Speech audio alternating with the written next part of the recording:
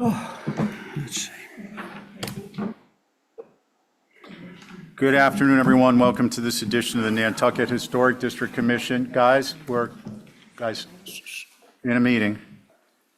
Today is June 10th, 4 p.m. And let's see, this meeting is being audio-video recorded. It will be broadcast on the town's YouTube. Anything you say or share will be shown there. Please act accordingly. If anyone in the audience wants to record us, you may do so. Just got to get clarity of that through the chair. Let's see. Can I get a motion to approve the agenda? So moved, Mr. Chair. Hey, Carrie, you guys, I know, but can you whisper? Because we're trying to actually have a meeting here. Motion to approve the agenda? Yes, so moved, Mr. Chair. Val. So it'll be Angus, Carrie, Val, myself, and Joe. All in favor, say aye. Aye. Any opposed? Okay, that carries. Let's see, Holly is typically here for a commissioner Q&A with the preservation planner, and Holly has, her daughter is receiving an award today, so Cool. she's off island, and, Yeah, Mr. Chair, I left her on just in case the boat canceled. okay. Very smart move. Okay, so we're going to proceed on to consent with conditions. Is there any recusals, consent with conditions? It's 89 Main. Oh, So moved. well, I was the person who Oh, sorry. put it on consent with conditions. Okay, so you're not recused. Yeah. It'll be the same board. On Angus's motion, all in favor, say aye. Aye. Any opposed? Carries unanimously. And now we are on to old business, and we're going to skip numbers 1 and 2, 6 Darrymore Road and 9 Kelly Road respectively, and we're going to jump to 25 Hussey Street if Joe is ready to go. And then when Ray returns, he's sitting as acting chair on the first 2 that we just skipped, and we'll pick those up. Oh, okay. Okay? I was gonna say, why are we skipping them? Are you gonna have any public comment? No? Okay.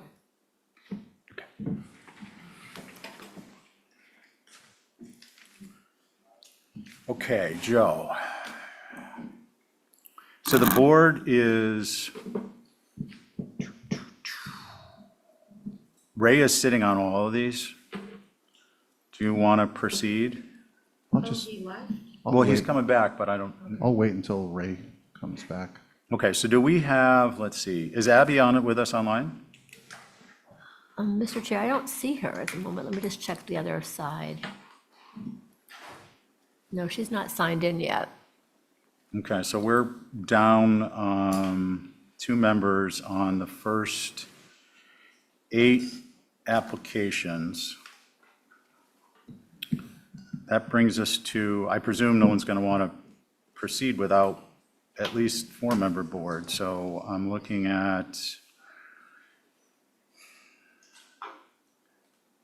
number 12, 27 Willard, and that's going to be Ray or Lisa. Linda, are you prepared to present 2A Forest Ave? Yeah. Okay, just so you know what's going on, and the people at home. Yeah, so Abby isn't currently with us, Ray is not currently with us, and this will be the closest to a full board. You'll be down 1 member. It'll be myself, Angus, Carrie, and Connie. You okay with that? Oh, I'm sorry. No, you'll be down, it'll be myself, Val, Angus, Carrie, and Connie's listed first. All right, so let me break that down. And then the next one will be All right, so who the is same it? board. You? It's myself, Val, Angus, Yep. Carrie, Yep. and Connie. Connie? But let's kind of step it up to open this one up, just because all this will be for naught if Ray walks in the door and we're, Well, he's walking over. I said I'd drive him, but he's walking in the rain. okay. It's a nice day for a walk in the rain. Well, I'll give you 2A and 2B at the same time then. Okay. Anyone have any concerns with that? No, We moved them back. Okay, it just wasn't clear. Nothing was circled, but yeah, okay. He did a little shading thing, which is. I like- asked the office. So we moved the 2 structures back. There is a hardscape coming in next week. Okay. Did someone review these at all since they came in? I did, and we're talking about the garage apartments, not the smaller buildings. Yeah, that's my understanding. And they were, I believe, in the middle position, and now they're moved back. It wasn't clear. I called the office, they cleared it up for me, and given the information with the building that's going in front of it, I don't have the same concerns I had as before. And I Okay, gave you a and- picture of where they have that laid out. They're digging it now, so. Okay, but this, I recall that there was certain conditions with respect to trees in certain locations. That's coming up next week. I think we should make it a condition on these, all the Okay. Well, they're on the dwellings. site, this is the same site plan that you're gonna see next week. Okay, so this will be, this is the site plan that's in here. Yeah. So it would be, if there were a motion, well, first of all, I'll ask for if there's any concerns. If there aren't any concerns and there's a motion, I would ask that we replicate the prior motion, which is to include as a condition of approval the specimen trees on the corners shown in the site plan. Yeah, the planting plan. Okay? Okay, well, hold on, because I don't see it in here. Well, we Oh, could- yes. Yeah, all the notations, Val, are hard to read, but they're on the left side. Okay, so again, it's myself, Val, Angus, Carrie, and Connie. Does anyone have any concerns with the modification? No, I appreciate the move, and I would make a motion to approve with the caveat that the trees shown on the site plan are in fact planted As a condition of approval? as a condition of approval. Which And you we'll can put on the approve COA. You can prove the Belgian Yep. block next week. Yeah, okay. So all in favor, say aye. Aye. Any opposed? And that's for 2B and 2A? 2A? Yep. Okay, great, thanks. Okay, so that addresses two approvals out of the gate. What a strong start. And we required how many trees? 10, 12? There's a lot. 1, 2, 3, 4, 5, 6, 7, 8, 9, 10. Times 2, 26. 26 trees. Okay, we are going to go back to number 1 of old business of June 10th. 6 Darrymore Road, Ray, you chair this, and 9 Kelly. That's me.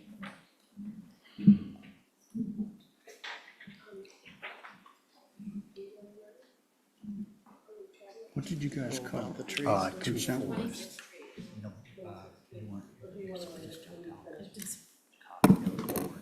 Okay, 2A and B Forest. okay. So this is 6 Darrymore, correct? We got, I'm Chair Abby, not here, right? Oh, we can't. I'm Mullen. Okay. Okay, so no Abby. We do have Angus. We do have Connie.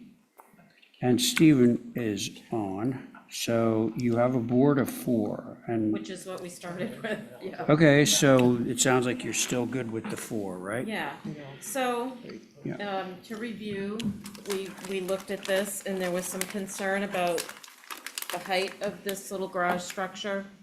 To just review, we can't expand anywhere, we can't go out, we can only go up. We're already exceeding our ground cover, and it has to go to ZBA, so we have to stay in the exact same footprint.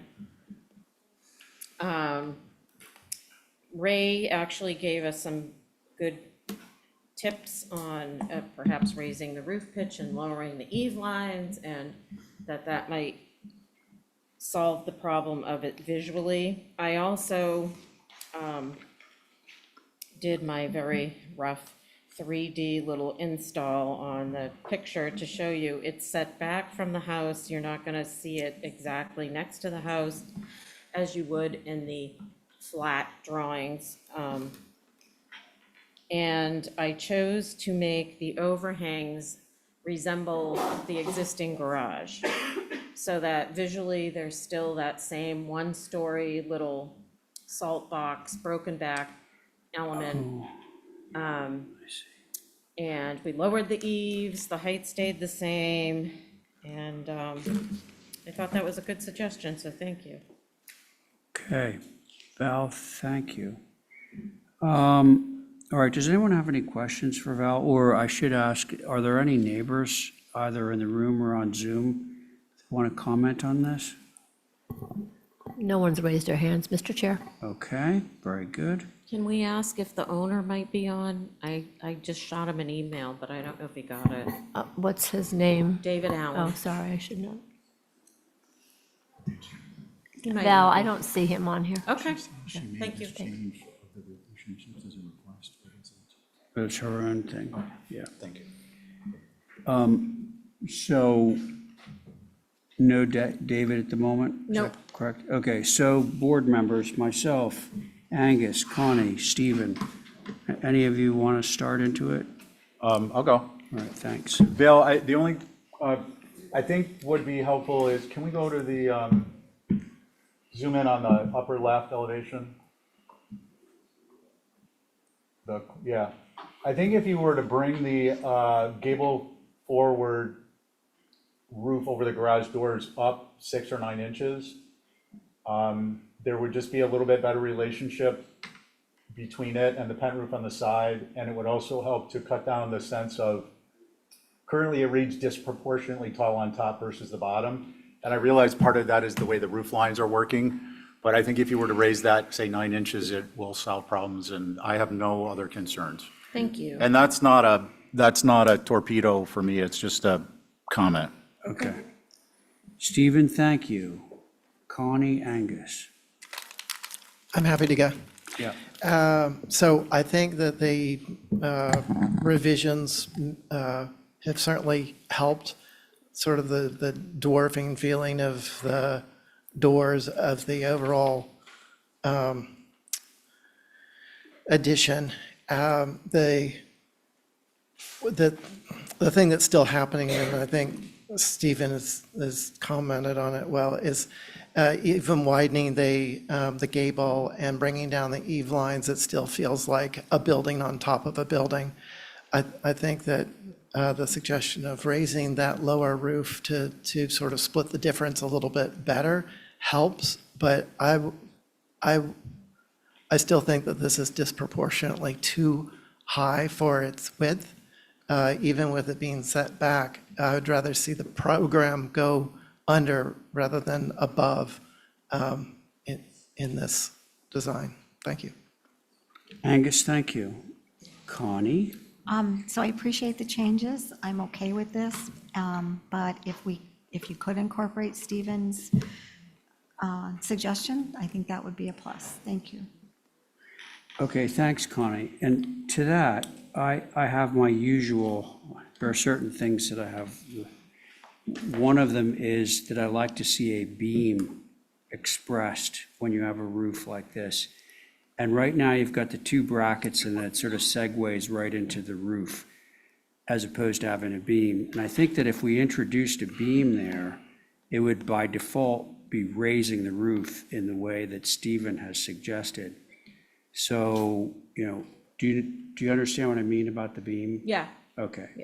yeah. Just insinuate another line, 6 inches or so tall, Yep. that would go between the bottom chord of your gable and the brackets. That's So- my, go ahead, Mr. Chair, sorry. I'm done. I'm finished. That's my motion. Okay. Is Exhibit A. Okay, so Stephen is making a motion based on Exhibit A, which is essentially raising that roof above the garage doors and insinuating a beam into that whole mix. Okay, everyone at the table, all those in favor say aye. Aye. Any opposed? Aye. Okay, so I believe that vote was 3 in favor, 1 opposed, am I correct? Yeah. Yes? Angus opposed for the record. Right. Okay, there's that. Now, Christina Gelamy, you're all set. Okay, thank you. Go in peace, Val Oliver. Let's see, do we have Christina Gelamy anywhere? You don't look like Christina. Oh, she is online, okay, and yeah, this is down on Kelly Road at her house. So, all right. Yes, thank you. The board, just while we're getting set up, myself, which again, Abby's gone, Val Oliver, Angus, Connie, and it looks like you mullined in on this, Stephen Welch. Yeah, I figured we might need some help. Okay, so that brings us to 5. You good with that? All right, then, let's proceed. So Christina is chairing the land bank meeting right now, but I think she's going to be able to talk. when Oh, I boy, finish. well, yeah. So it's on Kelly Road. We reviewed it a few weeks ago, and at that time, several comments and suggestions were made, and it was held for revisions. And I believe these revisions have addressed all of your suggestions. One of the concerns was having visible solar arrays on the front of the house. And as you can see there, that triangle roof on the right was a visible array and irregular, and we removed all the panels on that.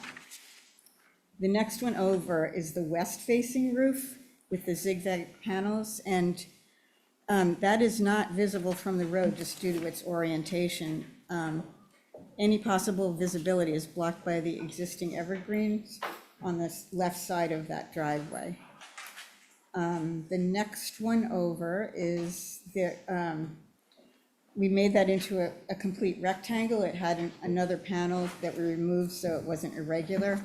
And then in order to block the view of that, Christina has offered to plant 2, you can see on the next slide, she's offered the green trees will completely fill in the gaps and block the visibility of that one. And then the one on the left is over the garage, which at the last hearing you seemed okay with because it's over the garage. And I just also wanted to note that, as I said before, it's on a dead-end road and only 3 neighbors go by the house. So that's it, pretty much. Okay, Karen, thank you. All right, who would like to begin the discussion here? Christina might want to speak. I can I'm happy to imagine she's going to be talking if she's chairing the. I stepped out. I'm actually available to answer any questions for you. Okay, all right. But we got the narrative, Christina. So you want to hear from the board? Yes, that would be great. All right, let's go then. I can start. Yes, Angus. It looks like all our concerns or requests have been satisfied with the inclusion of the tree screening that are said to be planted to screen those 2 evergreens. So I don't have any concerns. Okay, thank you, Angus. Who's next? I'll go. Thank you, Val Oliver. I appreciate that. I appreciate the removal on the most prominent front facing to the street. And while I wish the roof was a different color, I get it. It's a very low trafficked area, and I think once the trees are there, it will be okay. So I'm okay with it. All right, Val, thank you. That leaves Stephen and Connie. I can go.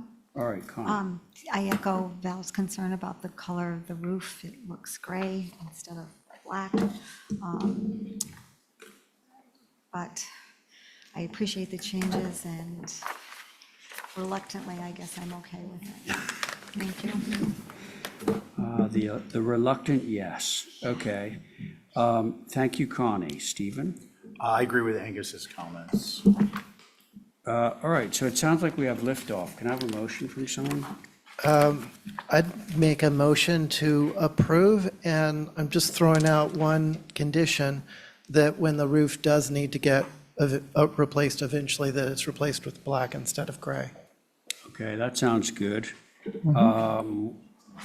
All those in favor, Angus, if you could just write that down on the approval, that would be great. Sure. All those in favor say aye. Aye. Any opposed? There you go. Thank you. Yeah, thanks, Karen. Thank you very much. Yeah, bye, Christina. Ooh, thank you. I had like 10 of them already. Sorry to interrupt. Okay, I guess that's back to me. All right, folks, so Joe, we're going to pick up on 25 Hussey Street. Right, so I'll have a 4-person board, is that right? You will, unless you want to wait for Abby. She will be here in 20 minutes or so. Oh, so she's showing. It's your call. All right. She couldn't get online for some reason. Oh, wait, Okay, You know what, I'll just jump in. go for it. You're here and we're here. Let's roll.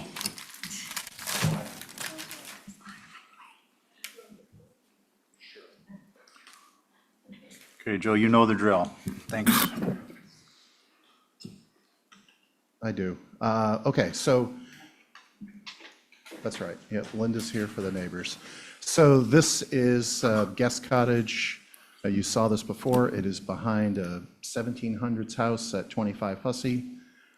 We are replicating the existing garage that's there, and we've made some changes to the massing to address some view concerns from Academy. So if you go down a page, okay, there you go. That's the overview. On the top right, that's the facade that's viewable from the interior of the property, but we did make some fenestration changes there that felt a little bit more well, barn-like, we'll call it. And then the biggest move was we took the gable form of the proposed guest cottage and we made that a salt box form that emulates the salt box form of the existing garage.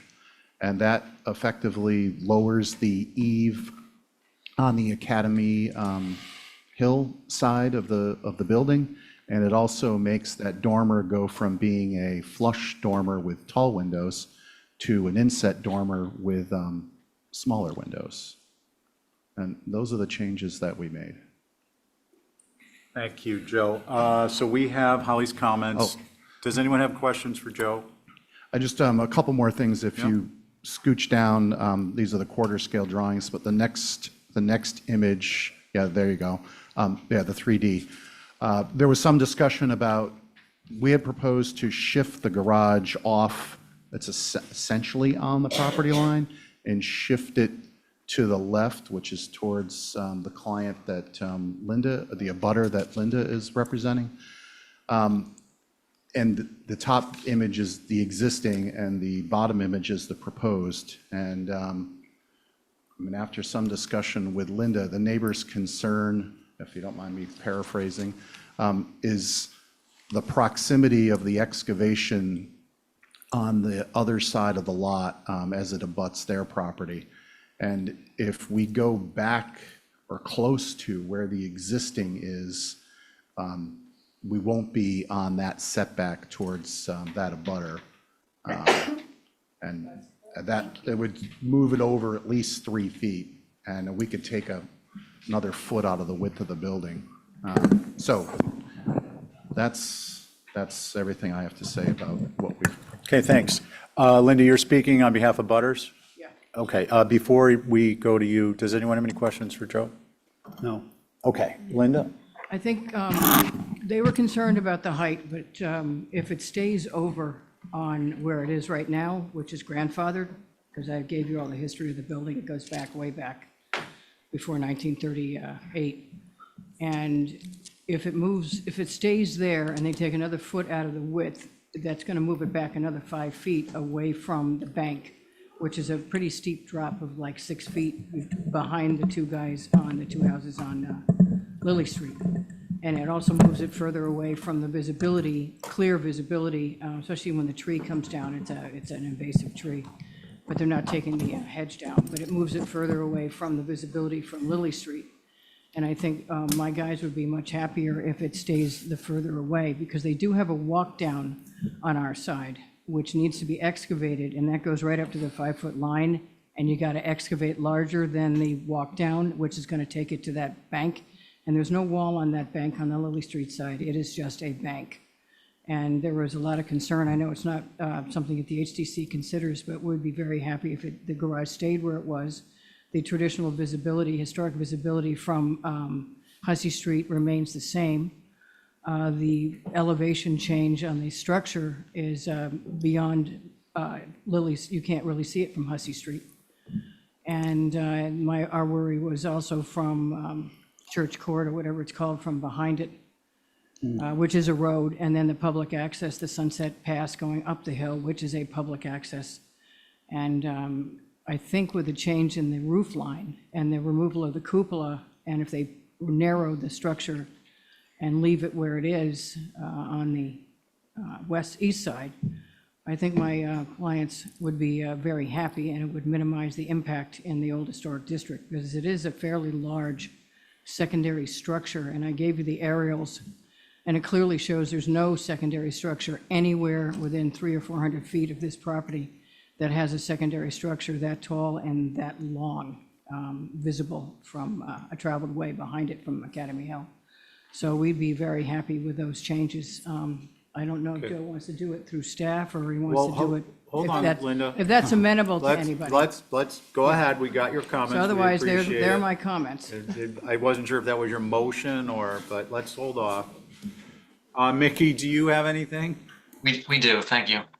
So this is Mickey Rowland. I'm representing the Historic Structures Advisory Group. That is myself, Jason Finger, Mary Bergman, Marcia Fader.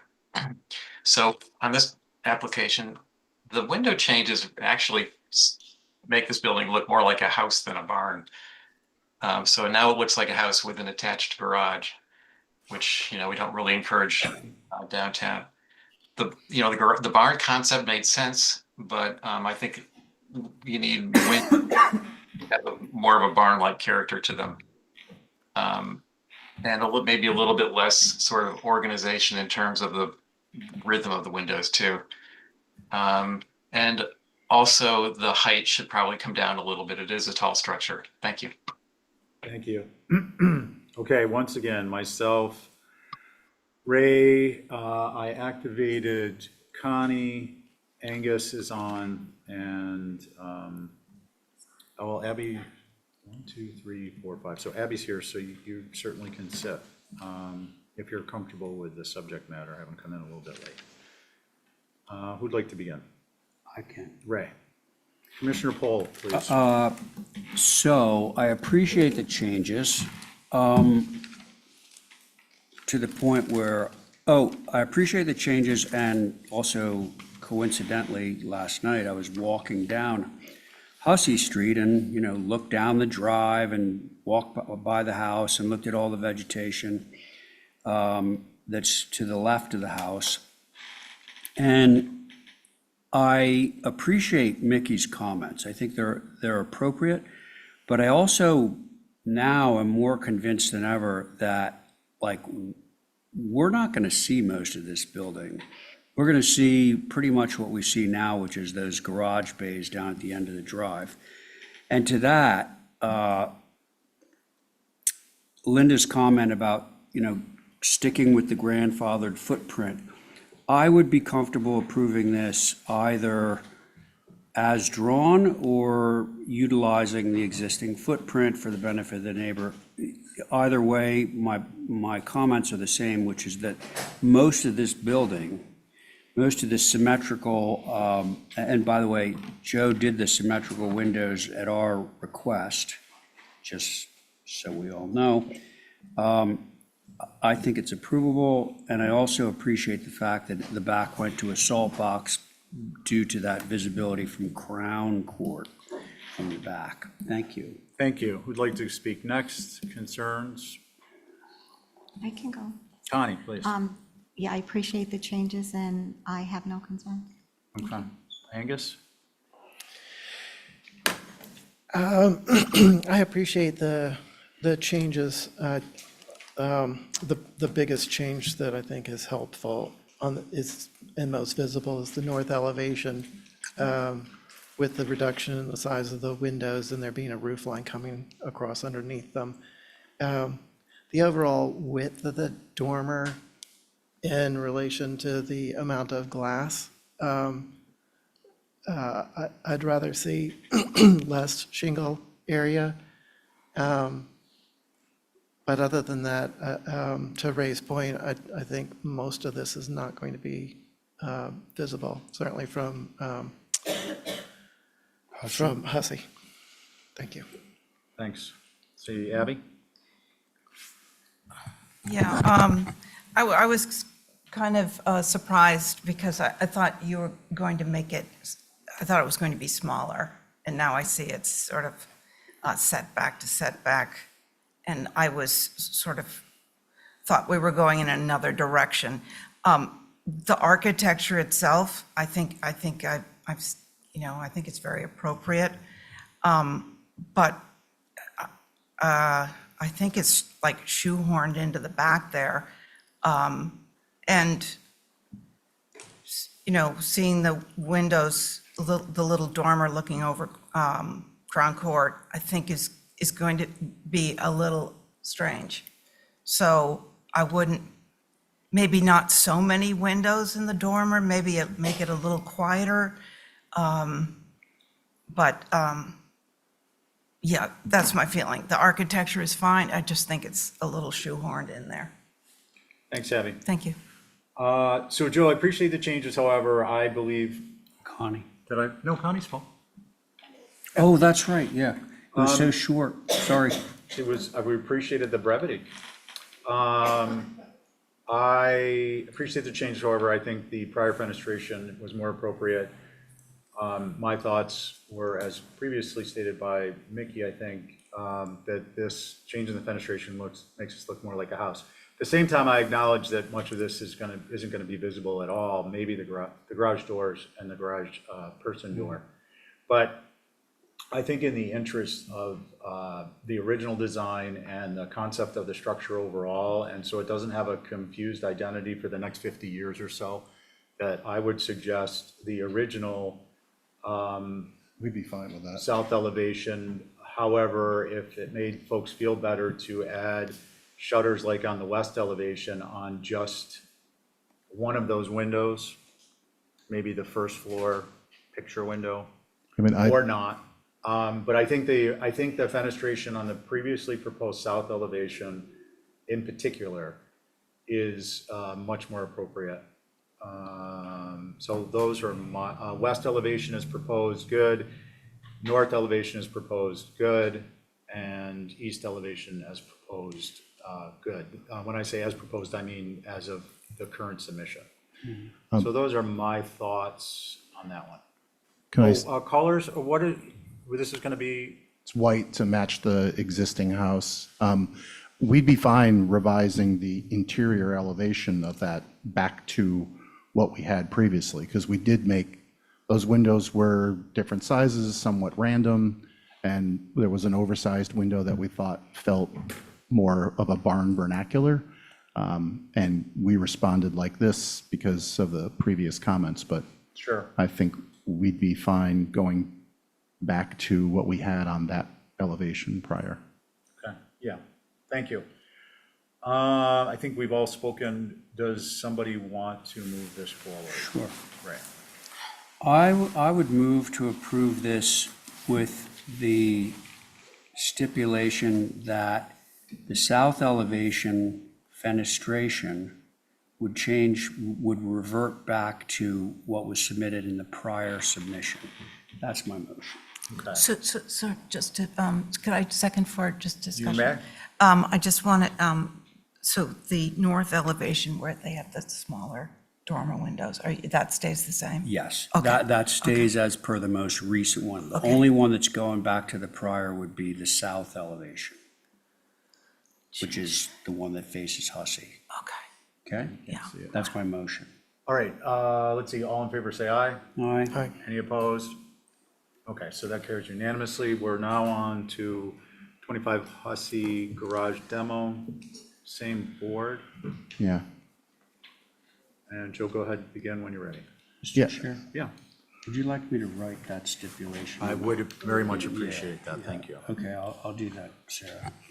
And actually, if you wanted to just stamp it. I actually just want to interrupt for one quick second. Is, Kathy, Sarah, is this easier for you all to process still as an Exhibit A, something like this, or should we just write it on the COA? For that exact motion, you can write on the COA. Just to Okay. revert Yeah, to the yeah, south? yeah, you Okay, don't just need to, want, yeah, if it, yeah. not making extra work. Yeah. Got it. Thanks. Okay, Joe, sorry for the interruption, please proceed. It's all right, yeah. So this is really a partial demo because we're maintaining the scale and profile of that existing garage for a bay and a half. And now we got it approved to be, is it shifted over, right, to its current location? So We're really removing, there's a shed that's attached to this, which we're taking off, and we're taking off part of one of the bays. And in order to facilitate the construction, this thing it's really it needs a new foundation. It's a block foundation, it leaks. And Holly asked for some additional photos, which there aren't, this application wasn't updated, so we did send additional. She wanted photos of the interior. So I'm not quite sure how to classify this. It's almost like a demo reconstruction, a partial demo. So you can see that it's buried in the hill, and that the little shed on the left of that garage is the piece that's coming off. I didn't find any evidence of it being in the 30s, so if Linda says it's the 30s, well, it's empty. You can see the site Joe, you plans there. can go ahead and ignore the audience, no offense intended. Yeah, okay. All right, so 'Cause we we're can't really hear the looking comment. for a partial demo reconstruction of this garage, so that the facade that's most visible from the street is maintained. And I mean, I think we felt comfortable applying for the demo because we're talking about a 1700s house, and this thing, if it's 1930 to 1940, there's no other information on it other than some aerials. Okay. Let's see, any questions for Joe on this? So Joe, I just want to make sure you're stating that the portion that would be retained is going to be the existing south elevation? The right, yeah, Okay. And then the remainder of it, the remainder of the structure would be demoed, or what other aspects? Just so we're clear in looking at the drawings. yeah, I think we might need to hold for more information Yeah, because, because I mean, ultimately, if we did an approval, we'd be stipulating certain elements, and it just seems like, yeah, I mean, because you get an understanding of it, the stud wall in the back towards Academy Hill is about 24 inches tall. So there's not much that you're saving there. It's Yeah. mostly block wall that is seeping water. And on the right-hand side, it's a little bit taller, but there's some roof rafters that are 2x4s and some ceiling boards that are 1x8s. So I think that we should provide some additional information and just make the conversation easier. okay, yeah, that's very helpful. Does anyone have any concerns with that? No. And how quickly can you turn that around if we picked it up? Immediately. Okay, so why don't we pick it up next week based on how we've addressed similar types of. Yeah, and now I know that it's staying in its current location, so I think that helps. Are your clients prepared to respond to Joe's changes that quickly? Okay. Okay, so can you get a motion to hold for additional information to be heard at next week's meeting, subject to timely submission? So moved. All in favor, say aye. Aye. Any opposed? Carried unanimously. That moves us on to 10 New Whale. Oh, it's your chair now. I'll sit in this one. Bring them over. I survived 5 years of architecture, so I'm on metal stools. Once you have Peter and you've got Art, they're really the most important people. I feel like I've changed my voting status or something, like I'm on the other side. I don't know. Right. No, we're just discussing things. She's just getting comfortable sitting. Yeah. It's a Fair enough. political thing. Okay, sorry, guys, just wrapping up some business on a prior open application. Let's see, so Linda, 10 New Whale, this was last heard back on, it's right here, March 18th. Okay, why don't you proceed? Do we have the timer going? These potentially contentious applications, we have to be really on top of time management. Okay, Linda, please proceed when you're. I believe it's the regular board. So your board is myself, Commissioner Pohl, Camp, Oliver, and Floyd.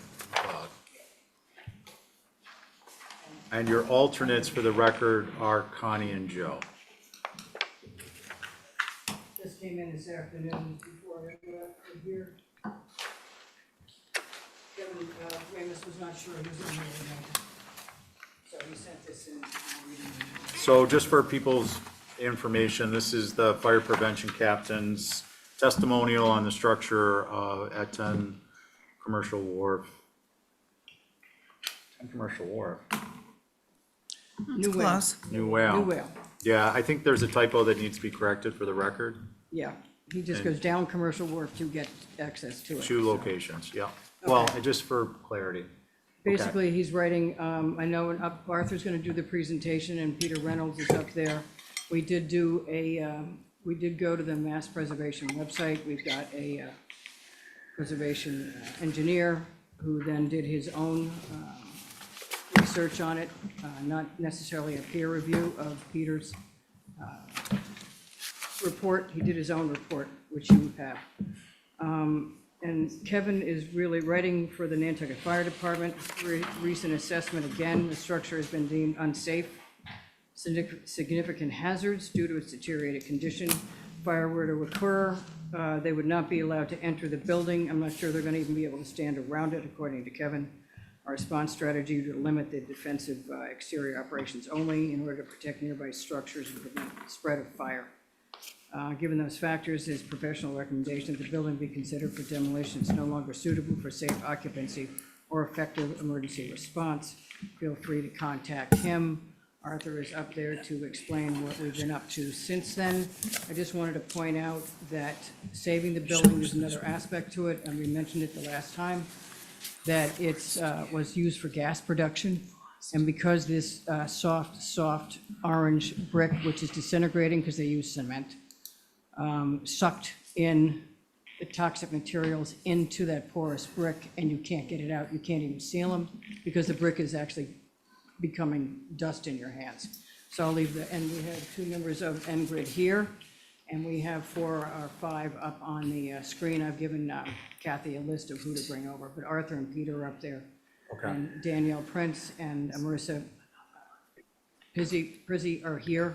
Linda, that's appreciated, but I think really what we're looking for is Go to a Arthur. succinct presentation on the supplemental Yep. engineering report so that can be discussed, it's been provided, and we'll proceed from there. And Arthur if will we give you need- the lowdown. If we need additional testimony, we'll ask for Yep, it. so Okay? Arthur's up there. All right, Arthur, good evening. Okay, good evening to you and all the commissioners. Thank you. As you know, this was continued in March, and specifically the information that was being requested at that time was that we should consult with a preservation professional on the list that's promulgated by Preservation Massachusetts in order to get basically a second opinion as to the structure and as to the feasibility and appropriateness of restoring the structure. We had at that time the report by Peter Reynolds, the structural engineer engaged by National Grid, which indicated the condition of the building, the dangerous condition of the building, and the dangers to public safety that existed as a result of the building condition. Again, it was desired that we present a report from another professional, one who specialized in preservation, in order to give that input, and that the commission would accept that report as being the appropriate next thing in terms of going forward with our project. And specifically, you have the report. It's up on the screen now, and you see the highlighted photographs of the building. The professional involved was structural engineer John Wathney with Structures North Consulting Engineers Incorporated, based in Salem, who's on the Preservation Massachusetts list. Describes the structure, and he goes through the conditions. You have the report, so I won't mention all of the things that are in here, but the exterior walls, the extensive work would need to be done to the exterior walls, and brickwork largely replaced, and the mortar that's used in connection with the bricks would all have to be knocked out, basically, and completely rebuilt. The exterior roof has failed and would need to be replaced in its entirety with all the asphalt sheathing and with all the sheathing and with asphalt shingles on the flat rafters. The interior wall surfaces are also in poor condition. There are deeply spalled bricks concentrated in the center of the north and scattered throughout the structure that would need to be replaced.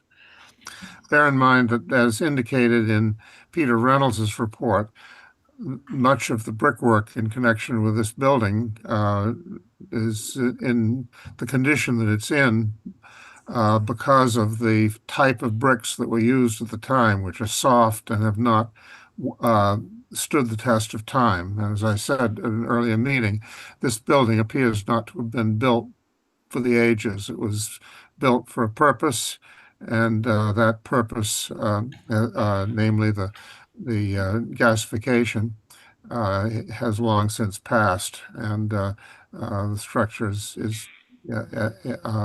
has deteriorated as a result of the nature of its construction more than any other factor.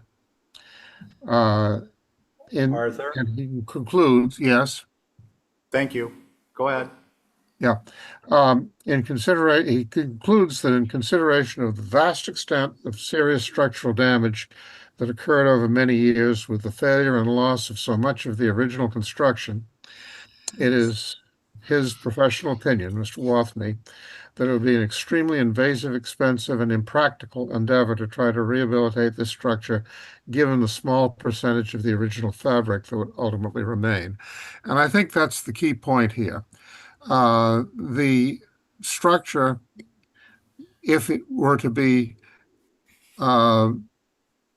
treated in the manner that he indicated would be necessary in order to rehabilitate it, would not be the same structure. It would be a new structure. It might have the same form as the old structure, but it would not have the materials. It would not have the whole character of the original structure.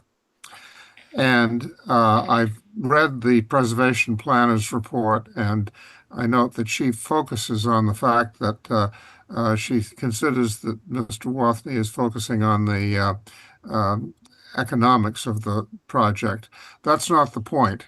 Yes, economically it wouldn't make any sense, but that's not our argument. Our argument is that the building would not have historical significance after the extent of the work that would need to be done in order to rehabilitate it.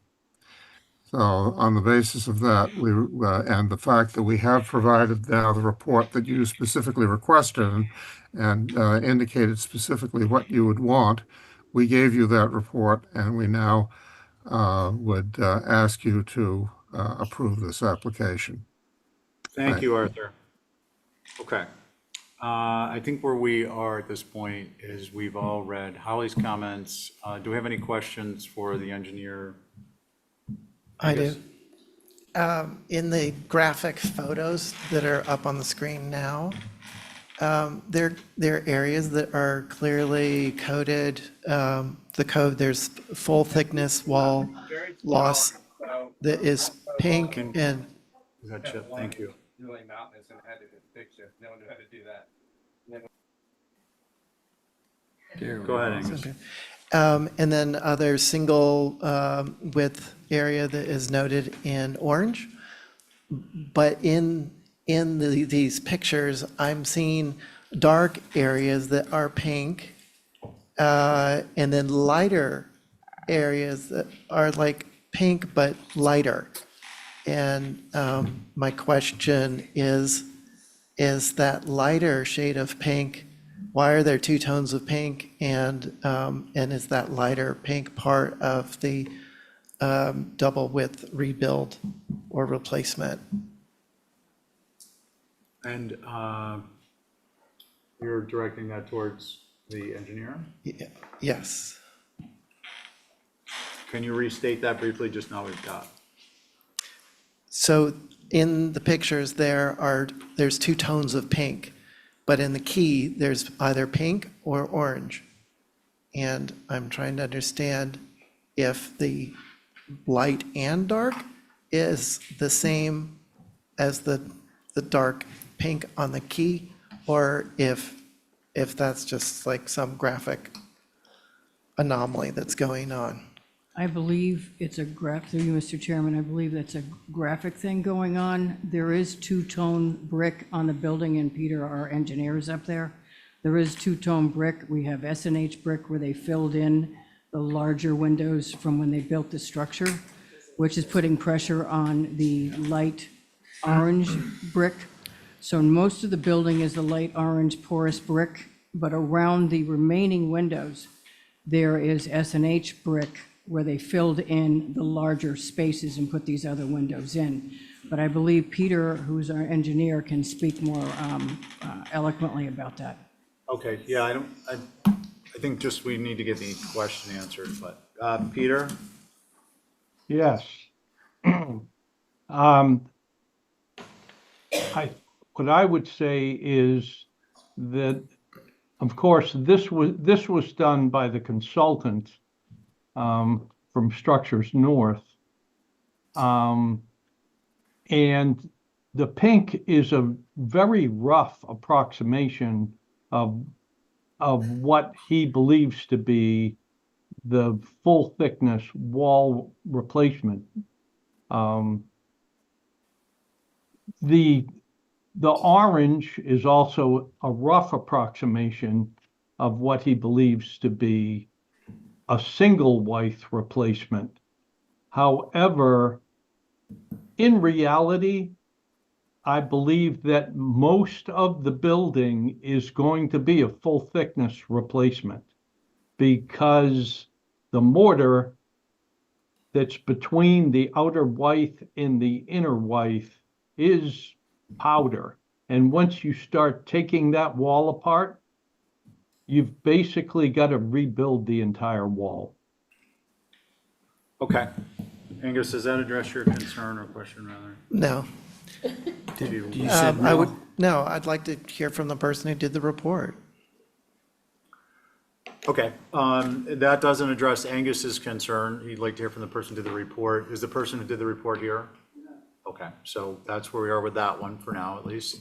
Angus, any other questions? No, thank you. Okay. Does anyone else have any questions? Okay, why don't we begin with, Mickey, do you guys have anything? Yeah, we'll be brief. So, you know, I'm sorry, Mickey, did you say brave or brief? Yeah, we will be brief. Okay. Yes. Holly points out that the present condition is due to neglect and that the restoration is feasible, but at a pretty significant cost to the owner, National Grid. You know, both of these reports are pretty similar. It is helpful to know the background of the following report. So that I think that was helpful to do. You know, this is a unique structure. It's a contributing structure. It could be saved. What is left after it's saved is sort of a question mark. But we have a choice. You know, we should just carefully consider whether or not we're willing to lose this building forever, because here we are. Thank you. Okay, thank you. Let's see, who'd like to begin? I can. Ray. So I'm glad that we have had the number of discussions on this building that we have had, because it's given me a more clear understanding about the building, which I think my belief that it's a very was a very attractive building and is indicative of a certain type of time period in that particular location in Nantucket's history. Now, having said that, I was also thinking during this presentation how there are good construction techniques and there are bad construction techniques, and it has to do with materials, it has to do with the way things go together. For example, centuries ago, what used to happen was somebody would put in a foundation made of rubble, and then they would take a 4x4 or a 6x6 post and they'd lay it down on that rubble, and then they'd build the house on top of that. Now, 200 and some years later, we're all very aware that that's a terrible way of doing it because the stone by its nature is always moist, it's in direct contact with the wood, and as a result, we have all these houses around Nantucket that have rotted sills and the floors sagging, et cetera, et cetera. What I see here is the use of a brick that by today's standards, it was completely inappropriate for the exterior use that it was employed. So here we are deliberating about this building that's fallen into a terrible state of disrepair because just the very brick that it was made of was the wrong brick. The mortar is arguably the wrong mortar. So my own view, and I haven't yet thought about sort of Mickey's statement about the building, quote unquote, disappearing forever. As a demo, it would in a sense, but I think that even if this building were to be rehabilitated, the amount of new fabric in here would have it being sort of a bionic building. It really wouldn't be the old building anymore. It would have chunks, the good brick that was used as infill would still be there, but all the original stuff that's all rotted would obviously have to go. There's no reinforcing in this building, which is another no-no that we're all very clear on now.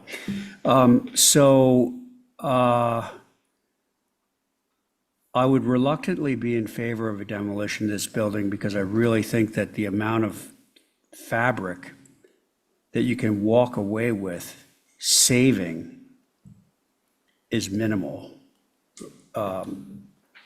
That's my comment for the moment. Thank you. Thank you, Ray. Let's see, Abby?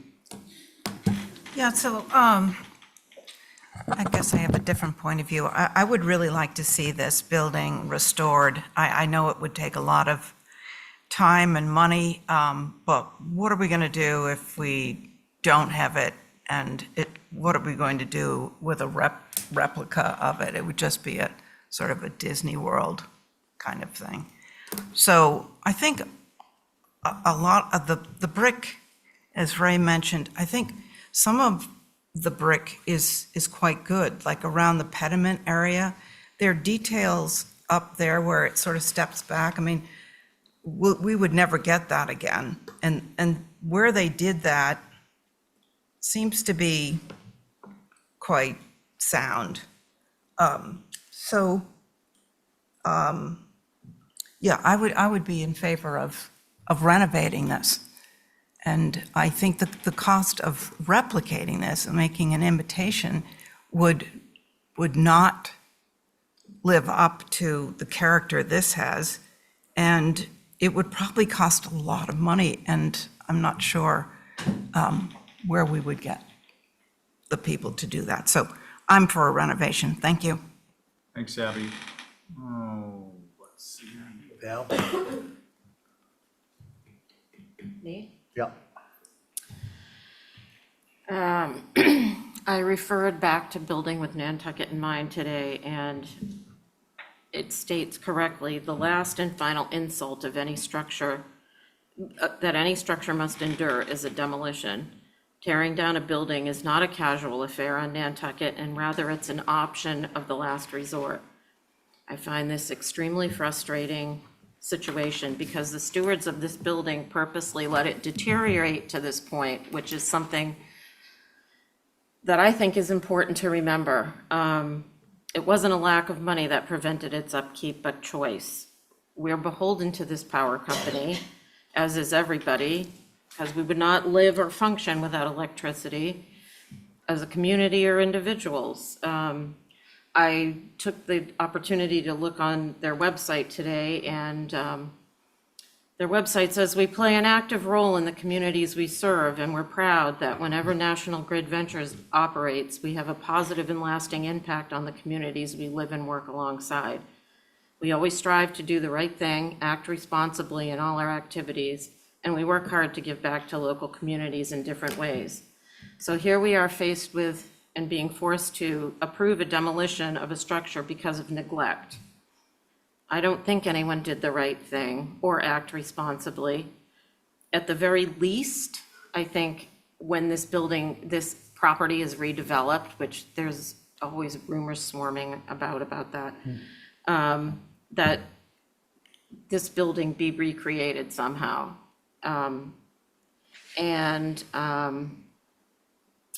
My last comment would be, has there been any fine imposed on this neglect, demolition by neglect? I can answer that. This Please, came Jackie. in before I started back at Plus, so I don't know the history of the violation. Yeah, I can. Do you remember? I can. So the way that that has been curated is that the notice goes out and an application comes in and the clock stops ticking on, my Right. understanding, on the fine. That's, that's a discussion for a different day because it's not, it's a procedural policy type of Right. discussion that's not germane to being able to tell you the answer. The answer is I do not believe that there is a fine accruing because they did respond to come in.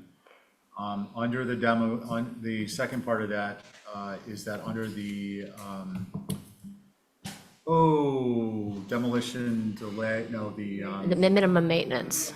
minimum maintenance standard, there is an option for an applicant to submit that the structure is past the point of redemption, I'm paraphrasing, and to request a demolition. That doesn't speak to your question, but it does open up where we are now. Your points, I think, are very, but please continue.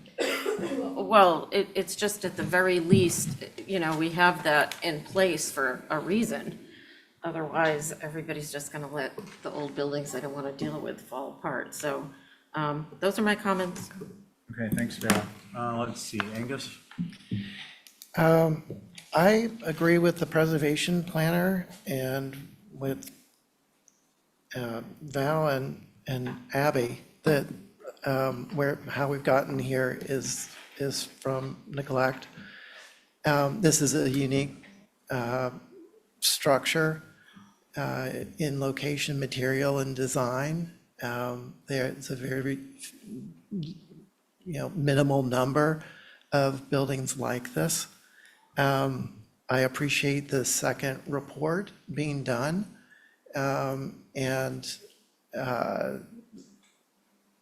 As far as matching material, historic materials, whether it's a specific kind of wood or stone or brick, it is possible to find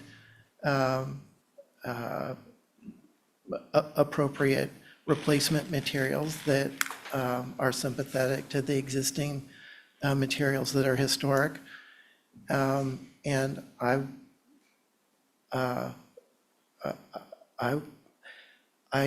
am sticking with the sentiment that the HDC held unanimously that this building should not be lost from a previous meeting, and it should be restored. Thank you. Thank you, Angus. I think that leaves me, is that correct? It does. So my perspective on this is I agree with Ray's comments. I agree with Vale's comments, particularly I think they were a little too subtle for me. A little more pointed would have been appropriate in terms of the neglect and in terms of the stewardship required of not only the HDC, but the community. Just want to point out that there isn't a facility within town government for there to be HDC person with a little siren and a light on top of their car going around to find these structures. And, you know, we see them, but as individual members of the community, but this is a community response. The HDC staff respond on a complaint basis to neglect, and I think a pretty good job is done once that happens. So if you're out there, if you're watching TV and you see a structure like this, you know, it's not tattletale, it's preservation of the character and setting downtown. I would have much preferred that 30 years ago, before these buildings, well, let me say 40 years ago, before, because I've seen some pictures of these from 30 years ago, but say 40 years ago, before these buildings became, started to become decrepit, or allowed to become decrepit, that, you know, something was done, and we would instead be talking about, you know, picking these things up and moving them much more cheaply than fixing or replicating them, and certainly that can be done. I mean, we saw the Sankaty Lighthouse has been moved, and we've seen many other great structures moved. So that's kind of my feeling on that. I think stay tuned as the HDC starts to feel its chops more. We're going to be getting into that with these historic structures that really deserve to be preserved. Having said that, my feelings are these poor orphan structures deserve a chance to be reborn anew with replication. Certainly there are artisan preservationists, masons, that this work would be child's play. As a result of that, I'm going to go back to a discussion we had with a little more fullness today on replication on site constructed within the next 10 years under a separate COA, any language required to protect the HDC's interest and or to perfect the intent of this approval to the benefit of the Nantucket community is authorized by and is part of the motion for approval. And approval, including to attach any language by town council and a deed restriction on the property, is how I feel this would go. Those are my thoughts based upon testimony and presentations and other members' comments and our discussion last time around. Who would like to? I would make a motion to deny the demolition of this structure. Okay. On a little statesmanship, any second on the motion? Okay. On the motion, all in favor, say aye. Aye. Opposed? I'm going to abstain. Abstain? Yep. Val? Well, we're gonna do, we're not required to do a roll call voice, everyone is here, so I'm gonna do that again. All in favor, say aye. Aye. Aye. Opposed? Aye. Aye. So that was, Wait, 2-2. we, 2 and 1. Well, an abstention isn't a vote. Yeah. correct. Well, now, my understanding is if it's a tied vote, Is it a de facto denial? whoever, whatever the motion was carries, right? That was a de facto denial if it's tied. Arthur's up there, he might be able to clarify. no, let's not ask. He's on the other side. I believe Robert's rules are written to the benefit of the minority and in translation that, and Arthur, as an attorney, I don't know if you want to speak on this because you are representing, but if you could list it and comment in a moment, we'd appreciate it. But my understanding would be that a motion that doesn't carry fails, and it wouldn't carry on a tie. That's right. That's my understanding. So Arthur, no, hold on a minute. This is purely procedural question. I don't want to, we can have discussion in a moment. I want to see if we can get some insight from an attorney who realizes he's on the record, he's on tape. I don't think, you know, I would never question Arthur's integrity. But just for people who might be at home who are wondering why we're asking an attorney who's representing the others. Arthur, do you have an understanding of a motion, a tied motion? Unfortunately, I can't really help you very much on that. It's always been my understanding that if the, in the case of a tie vote, the motion does not pass. De facto denial. I'm not sure that disposes of the matter one way or the other. And again, I don't have a copy of Robert's rules at hand to the extent that those are dispositive. All right, so I think what we would do, this is not something we want to err on. And I think that what we would do is get a motion to hold this to the next meeting. And we would want clarification from town council as to the result of the vote, number one. And then pending resolution of that matter, which we'll be informed of for the next meeting, hopefully. Or we can ask, the motion could be to ask the town parliamentarian, who is Madam Moderator Sarah Elger. So I don't know that we need to go to town council, but I would have a higher level of comfort if we did. Number one, and then two, we could follow up after we get that result. Is there anyone who has a concern with that approach? Yeah. Sarah's in the queue. Oh, is she? Yeah, she happens to be, maybe Sarah, she's, Sarah, I don't know if you've heard this, but would you, if you have, would you mind commenting or? Yeah, my understanding at this point doesn't really matter so much as having clarity for everyone. All right. I think as opposed to putting, Arthur we knew was involved in discussion, we knew he was here. I think as opposed to putting anyone in a potential position, we would pursue additional information as Okay. outlined. No one's concerned with that? Can we get a motion to get the additional information That's requested? my motion. Yeah. On your motion, Ray? Aye. All in favor? Aye. Okay, that carries unanimously. The Okay, motion, we're gonna get some more information on what the result of the vote we just had was for clarity. We think we understand it, but we want to be triple sure. And then we'll pick this up next week at the beginning of the meeting. Next Tuesday. Okay? All right, well, thank you for coming. Thank you for the additional information, very helpful. Okay, now we are on to Easton, 89 Easton. 9 East. Are you, oh, is this yours? Yeah. Oh, okay. Joe I Paul. was gonna get you a new. Okay, so the board on 89 Easton is myself, Commissioner Pohl, Commissioner Camp, Commissioner McLeod, Commissioner Patton, and the alternate is Commissioner Thornwall. And Joe, if you'd kindly go ahead and start. Sure. So this is 89 Easton, hardscape. We have a site plan in front of you. The discussion that we had on last Tuesday mostly centered around an outdoor shower that was painted white and a pergola that was a backdrop to this patio to screen the hotel property. And the other part of the conversation, which I was surprised to get engaged with, was the material on the drive-down garage. And I went back and looked at the original HDC submission, which shows that feature, the drive-down, and from above grade, which we drew it in brick. And the patio that's attached to the building was highlighted as a deck that was an existing deck that we were removing and replacing with a patio. That was on the original house application.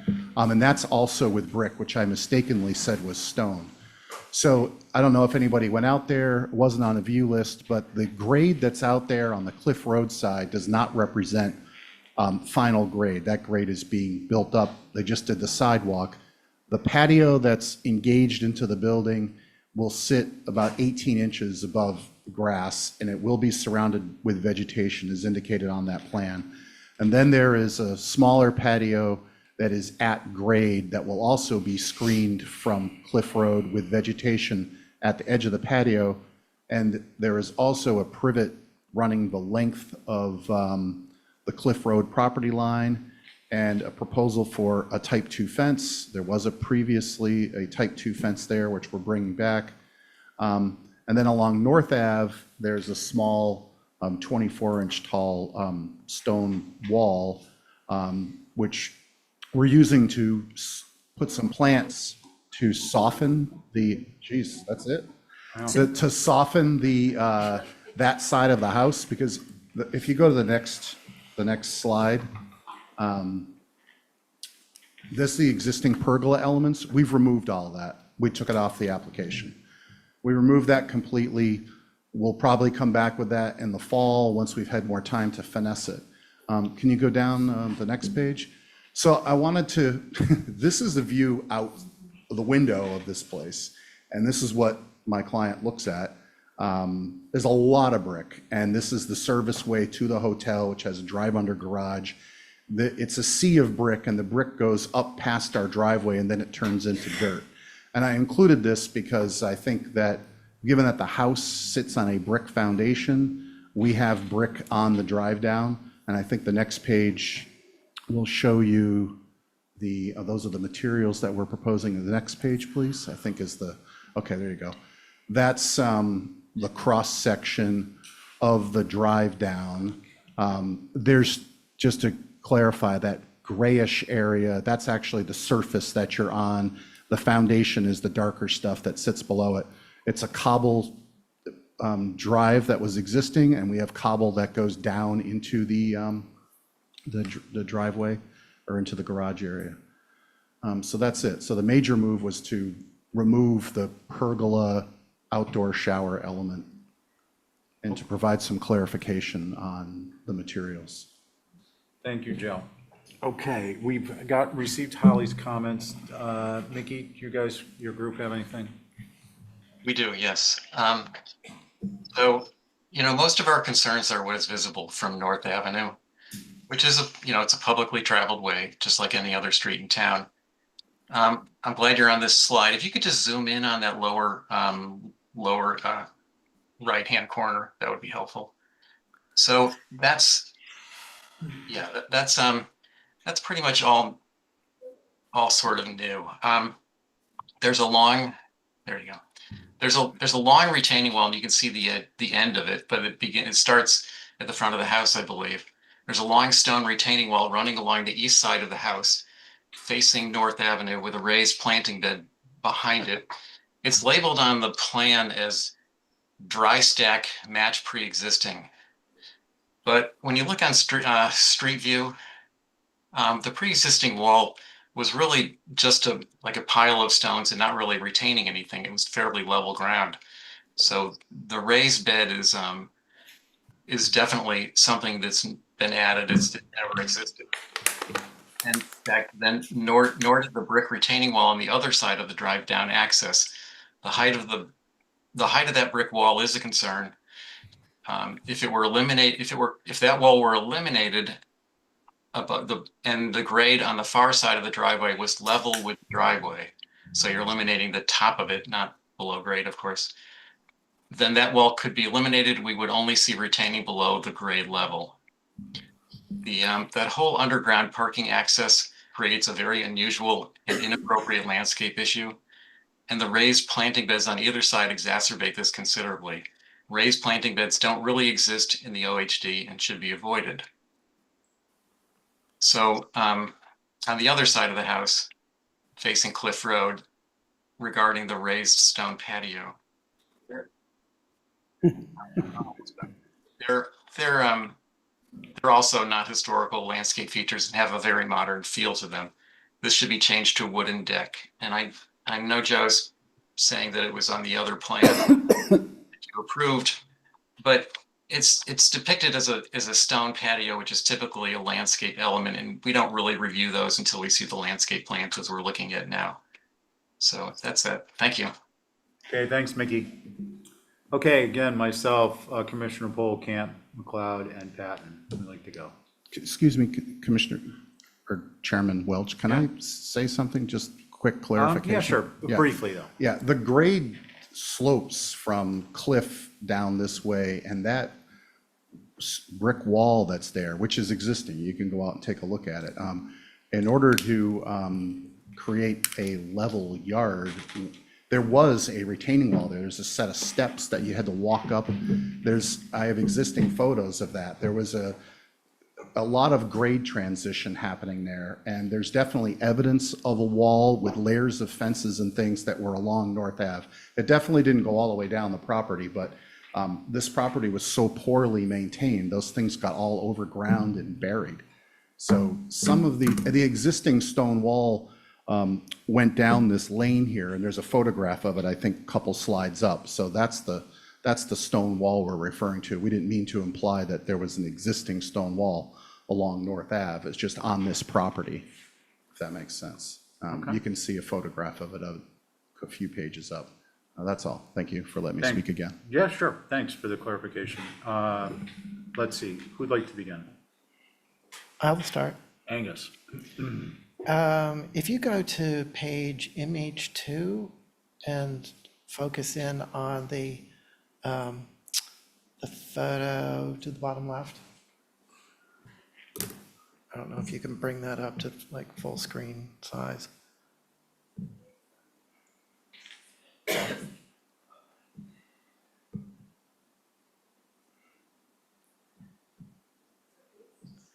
Yeah, thank you. So what I'm focused on is this area here where now there's appears to be a, like that's at grade and there's a picket fence. But now it appears that there's a wall there. So if you go to back to that page that shows from the other side from, is it North Street? Yeah, but there's actually there's a photograph, I think, there. Oh,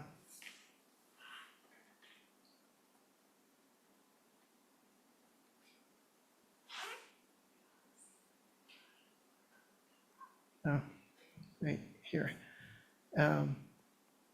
What I'm getting at is from North Ave. I was there today, and yes, I guess just use MH3, that photo that we were looking at before. So going there today, grade is here, and there's a fence there, but then this wall is then built up to the height of the fence. And that just, it's like it's just, so from what Joe's statement was, it sounds like this area here is getting filled in. But when you looked at that previous photo before the work happened, it's as though this fence just sort of goes along. And yes, there is a slope from grade here up towards the house. That there was a deck floating, above. But it seemed like this wall that is uncharacteristic is higher than necessary. And so that's really my concern. And I agree about this raised planter. It's just raising everything higher than really need be, because the lower all this gets, the less awkward it gets and the more typical it ends up looking for this area. So I guess what I'm saying is, in short, this wall is a concern about its height and material, and the same with the planter. Thanks, Angus. Thank you. Let's see, Abby. Sure. Well, I was a little bit more okay with this before Angus started talking. But I feel, so going up Cliff Road, I think the brickwork that makes the facade on the patio that's closest to the house, it sort of brings that foundation around, and I think that brick actually works, because it just looks like the foundation is coming along Cliff Avenue, and it sort of fits in because it looks like it's part of the foundation of the main house. So I'm kind of okay with the way it's reading from Cliff Road. So I walked over there too.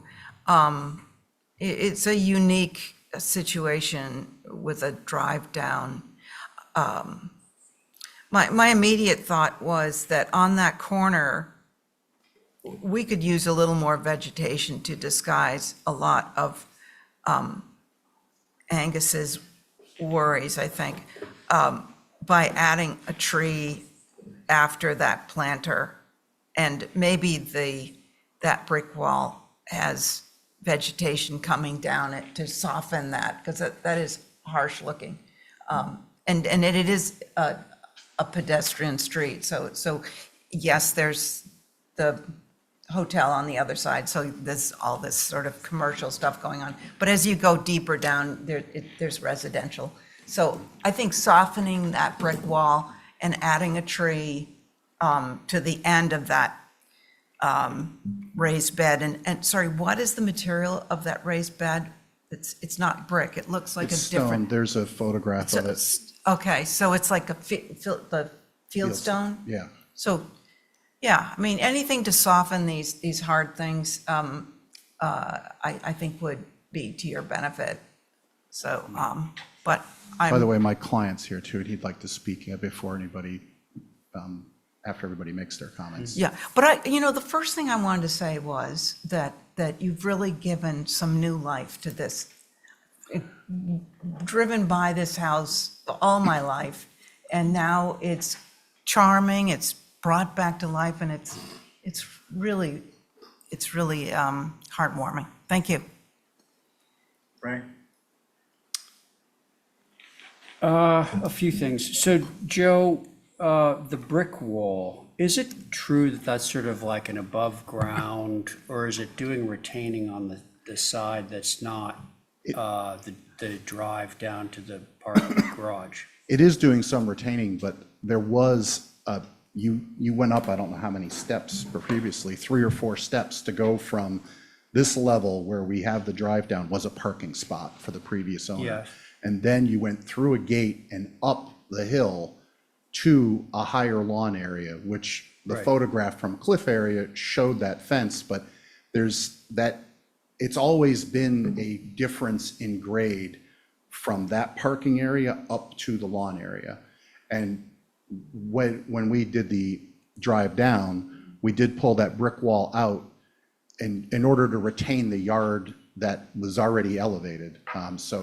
And a lot of soil came out of there when we did the excavation, because we had to do shoring all through there. So there's not the existing grade, there's no evidence of it. So right now, you don't, on the other side of it, on the Cliff Road side, there's a significant drop, but you see a couple feet, I'd say it is now, but that's all being brought up, and I think we're gonna have about 12 inches of exposed wall on the other side Of brick? of brick. Yeah, which previously was hidden by the shower and the pergola and all that stuff that we had, but that got all removed. Okay, thank you. So my own view is I'm taking into account the fact that North Avenue, I've been down North Avenue a few times because we did a house back there, the back side of the house, obviously. And, if we look at what's happening on the right with, that's sort of the back of house stuff for the hotel, and it ain't too pretty. So my net view of this is that it's really an improvement over what was there, and I think it's sort of creating a refinement to the introduction to that North Avenue. If you happen to be walking down it, this one photograph does show 2 people walking there. I think those are the first 2 people I've seen there in 10 years. But so I'm okay with this, because I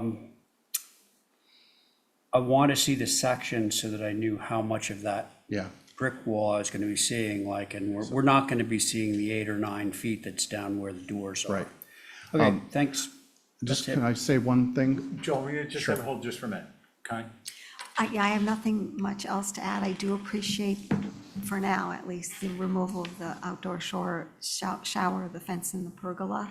I was walking around there yesterday morning, and yeah, I think this is appropriate. Thank you.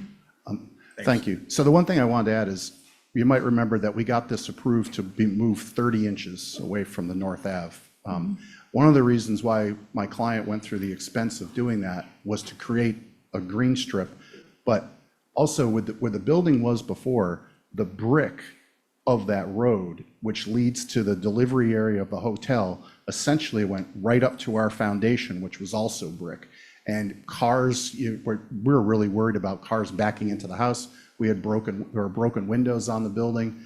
So I understand Mickey's comments that a raised bed might be slightly unusual here, but it was really to bring back some green space. And if you look at some of the early hotel photos, there was a lawn and a garden at that end on North Ave in an early black and white photo that I saw.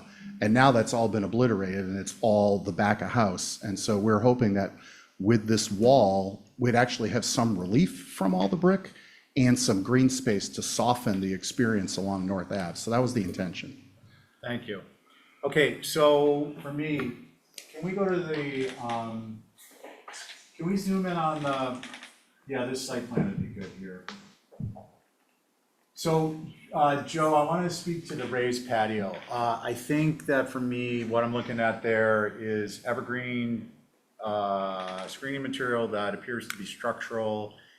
What comes to mind is mature use and not so close up to the raised patio that they create a forest effect on the patio side. They actually could be a few feet away. So you're getting an evergreen height, a hedge row where you're showing plant material currently, but it's giving you on the yard side facing Cliff Road, you could have a little bit of space for plant material within the adjacent to the patio area. I think that could carry around to the lower at grade patio. The reason I'm getting into the specifics is because one, I think evergreen's important. Two, I think the material that is being used as evergreen is important. A cypress certainly would not be appropriate. Arborvitae, I think, is going to be overwhelmingly tall, whereas a mature use of particular varieties, various varieties, are going to be very manageable and slow growing, a little expensive to put in, but I think beneficial. That's that side of it. On the other side, the raised wall along North Ave, it is somewhat subjective, no, that the retainage that's being created, how do I want to say this to be clear? The height of that wall could be 6 inches or 3 feet, correct? Well, Because on the driveway side, what that wall is retaining is the raised bed. So if that were lower, if the raised bed was lowered to, for instance, that stone wall that creates the raised bed along North Ave were lowered to a 12-inch wall, the interior portion of that same wall on the driveway side would be retaining only the dirt that's 12 inches tall. yeah, that wall it can't be taller than 24 because then the soil would be at our windowsills. Okay. So 24 is the max, 18 would be ideal, but 12 inches would work also along North Ave. So that's, So the reason I mentioned 12 is I think given that that's a service area, sorry, I got a cramp in my leg, most inopportune time in the world, right?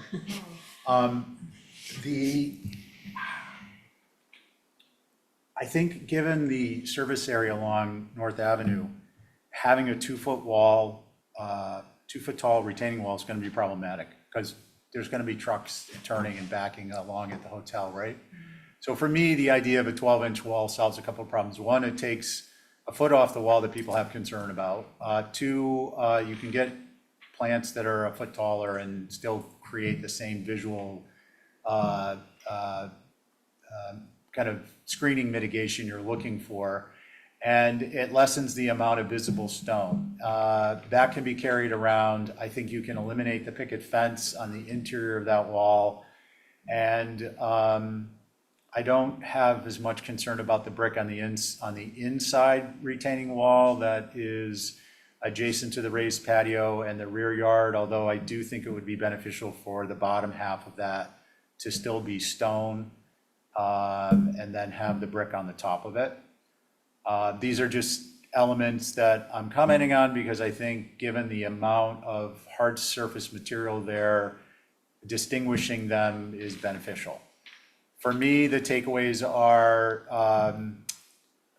super specific appropriate screening to the raised patio on the Cliff Road side and to the grade level patio, and on the North Ave side, lowering the raised bed retaining wall. And those are my two areas of concern. That's all I got on that. Excuse me. Maybe, Can I just, Just in terms of plant intent around the patio, we're not looking to create a room there. This, at least my understanding, Tom Hanlon's doing the landscaping. We're looking for some plantings that obscure the 18-inch elevation of that wall and give a little bit of enclosure, but we're not looking to create a room there. The privet along Cliff, we're hoping will give that yard some privacy. And the rest of this is to introduce some flowers and some lighter plants to that area. I don't know if there's grasses. I haven't had that landscape conversation, other than we'd want to do something that would soften the brick there, but we're not looking to create a room. Yeah, and I'm sorry if I gave you the impression, I'm not suggesting that, but just Okay. mature plant material. Okay, Ray, did you want to comment? no, I was just gonna say that Joe had mentioned the fact that his client is on, right? Yeah. Oh, it's you. Oh, I thought you were on Zoom. Would you like to speak? If you would, please come up to the mic just so we can pick you up for the record. And if you just identify yourself by name, that'd be wonderful. Thank you. Good evening, my name is Bill Murphy. Thank you for your consideration. My only, well, I'll address a couple of points. Number one, the skirt and the brick evolved from what was there previously. The skirt around the house was a brick skirt, and we replicated that. And then the gentleman that owns the hotel next door, Mark Schneider, asked if we would match his skirt as well. And the ramp down with the retaining walls on either side, there's two retaining walls there. Those retaining walls are to stop a kid, if you will, falling in, or a child falling into the well. That's the purpose of those. The fact that they were originally approved in that red brick, and that's the way they were built. As regards the planter along North Avenue, when we moved, I don't know if you were there when the house was previously in its location, all of the trucks that were turning in the service bay for the hotel would drive on the lawn, and there was no lawn. And the purpose of the planter bed was to, when we moved the house back, was to create a little, if you will, a wheel stop, so the trucks couldn't drive onto the lawn. And whether it's 12 inches, 18 inches, I'm fine with it, but it's basically to stop trucks from driving over the stuff. I don't know if you have any other questions or suggestions. We appreciate your comments, and I think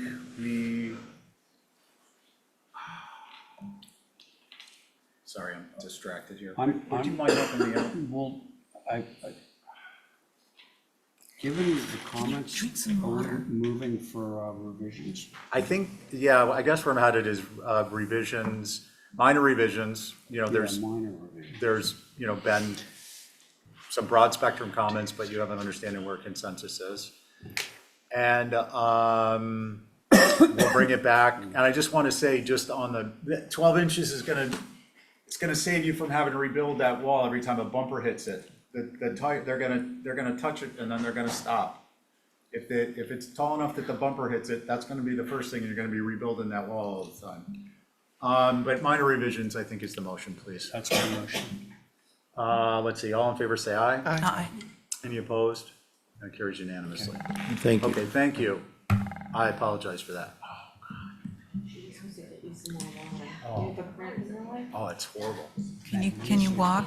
Yeah. Isn't it magnesium? Yes. Yeah. Like banana. Get you a banana? I had a banana earlier. Oh, is there banana on the pizza tonight? Can you walk out? We did order. Water Can you does walk help, at all? though. I was actually making it worse. What is the thing? Yeah,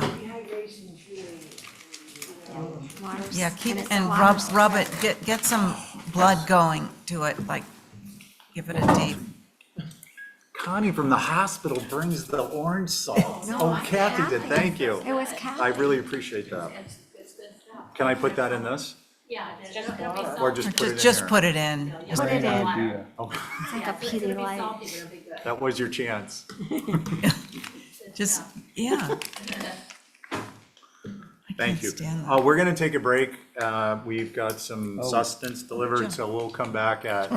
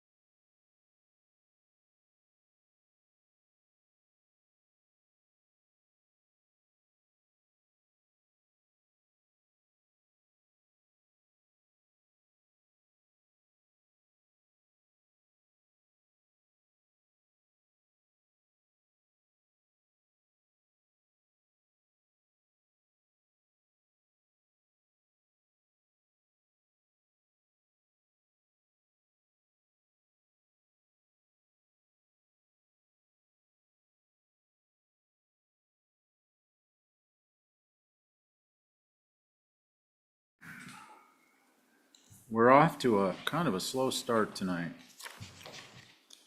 Let's see if we can knock it up a gear.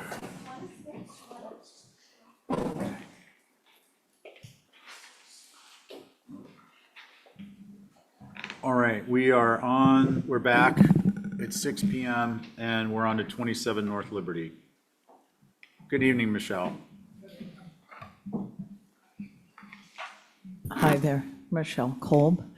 I'm representing the garage, and I took your comments really to heart from the last meeting, and sometimes you just need to go back to the drawing board. And I think maybe this round might be successful. I took the opportunity to look at rotating the garage 90 degrees, which actually what that does, besides significantly lowering the building, making a single story with the remainder of the lower level below, almost below grade, this pretty much from the street level reads as almost a shed right now. The gable height is 14 feet, the rake is 9 feet. And when you switch the angle on this, it allows most of the original building to become visible just because of the gable of the roof. It's not so broadside to the main house. It actually allowed it to go back approximately 2 feet to the Concom buffer line that's there. And most of the below grade will not be visible. It's actually not shown in the rendering, but there is a picket fence across that front, the whole 25 feet of that length. So almost nothing below grade is visible, and nothing in the back is really visible at all unless you're on a ladder in the lily pond. The windows match exactly the size of the existing house. The rake and the trim match the existing house, and the foundation would remain rubble. And there'll be planting that will actually between the fence and the house to even minimize the scale of what's basically a shed at this point.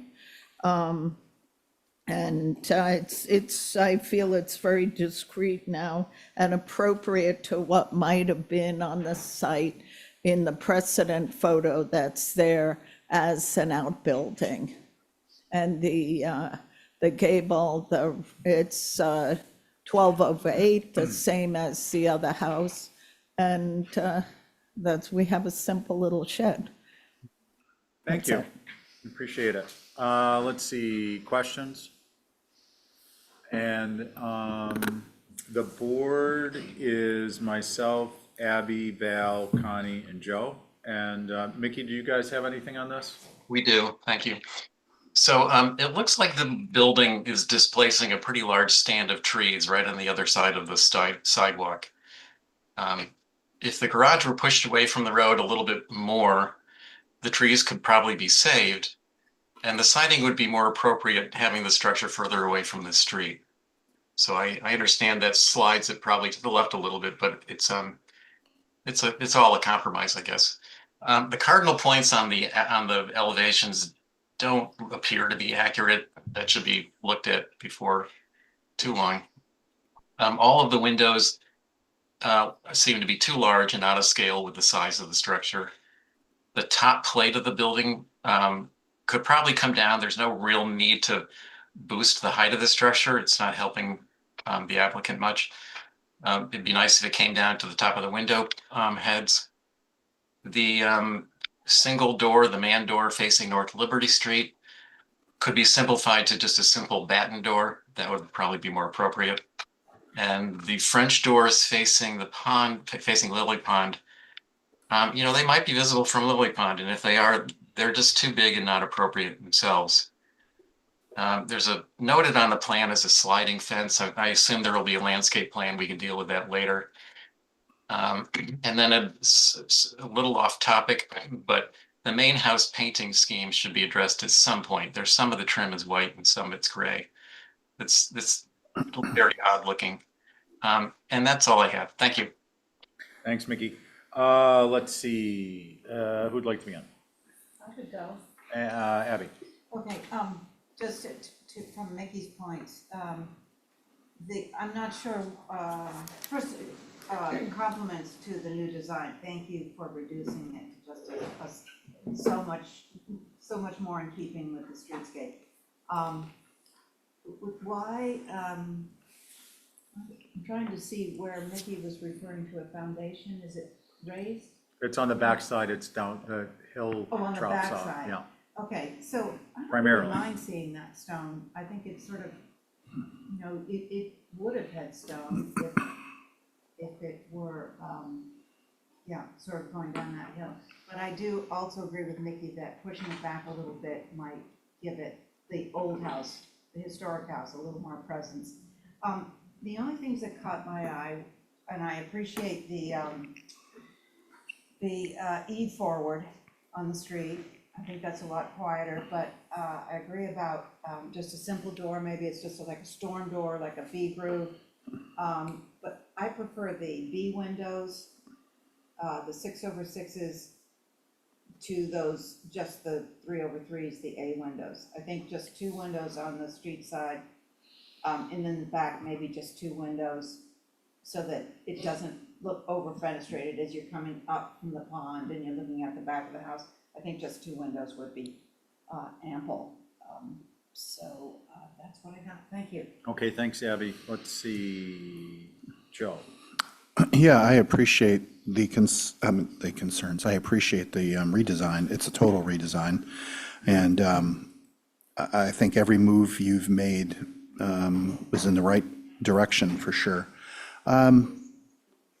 I understand the comments about pushing this back, but when I look at the site and the setback, I'd be afraid that if you pushed it back more, it would slide and get closer to the house. So I appreciate that you're able to get some plants in front of this on the street side, the eve forward side.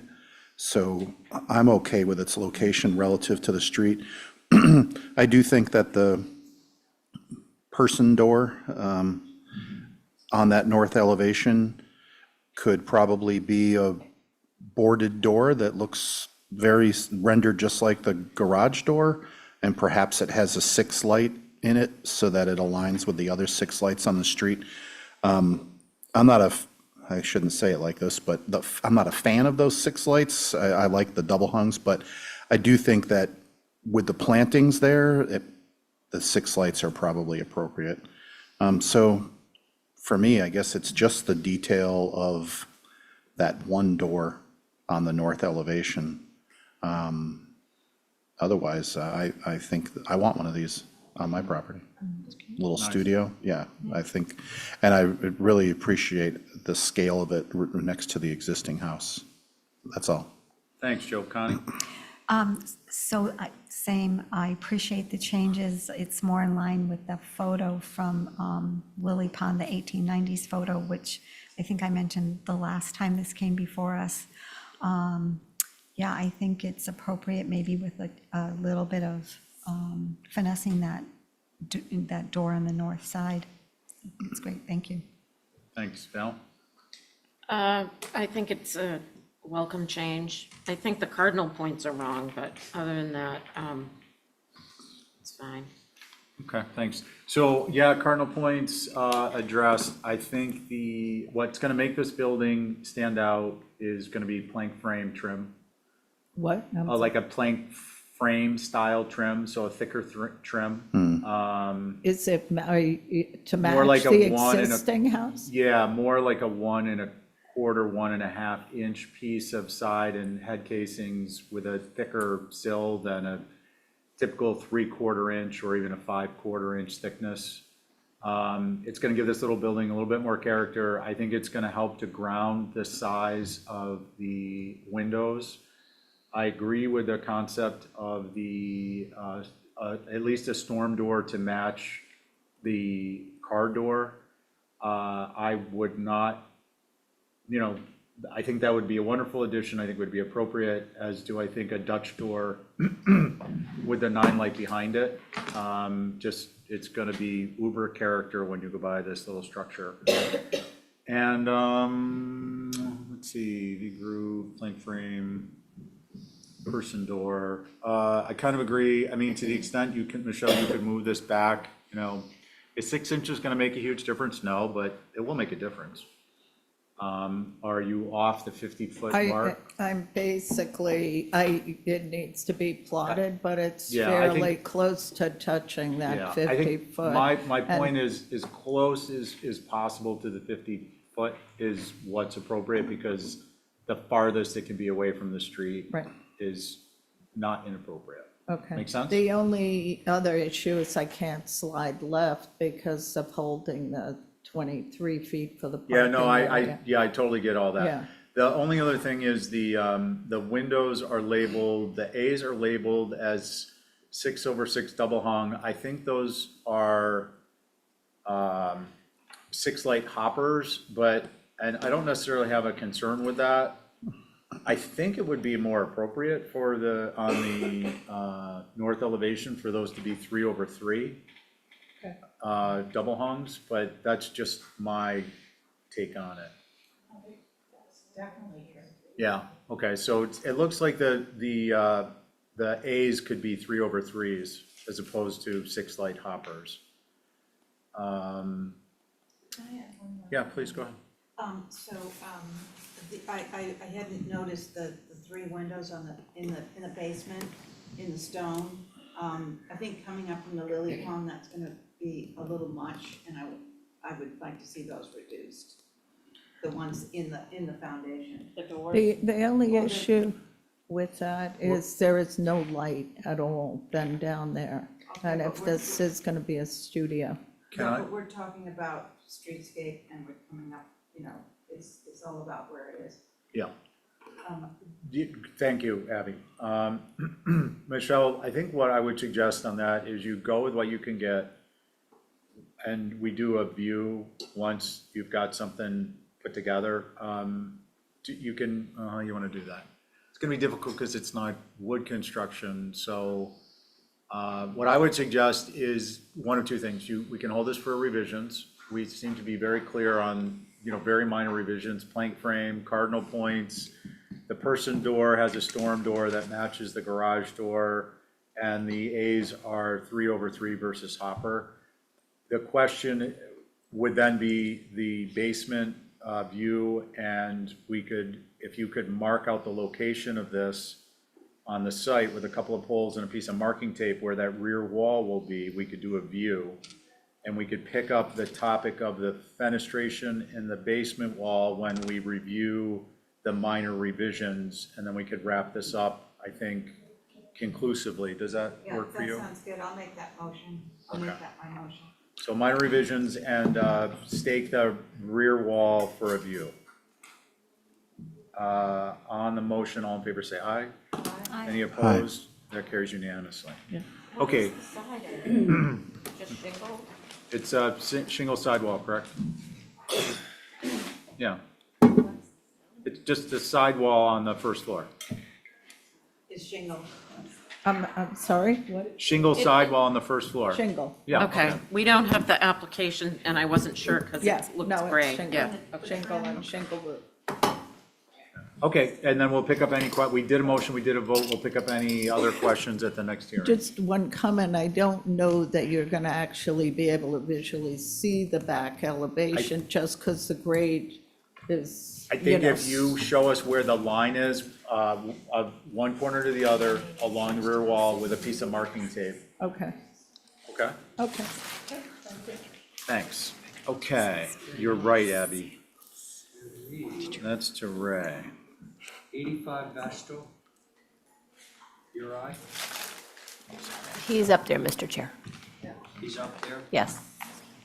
I'm here, yeah. Oh, So the first thing I'm noticing here in your eyes, the package that I'm looking at has a bunch of photographs of the context and the light poles, which you can barely see from the photos, but no drawings.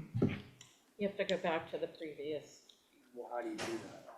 520. Yeah, those were in the previous application. I submitted the Oh, to a different view pack. new photos and ridge pole photos Okay, because it was hang held for on. views. You're right, stop. 520. So you just go back to the previous thing? All right, well, look, let's see where this all goes. So it's me, Abby, Val, Angus, Connie. Uri, go ahead.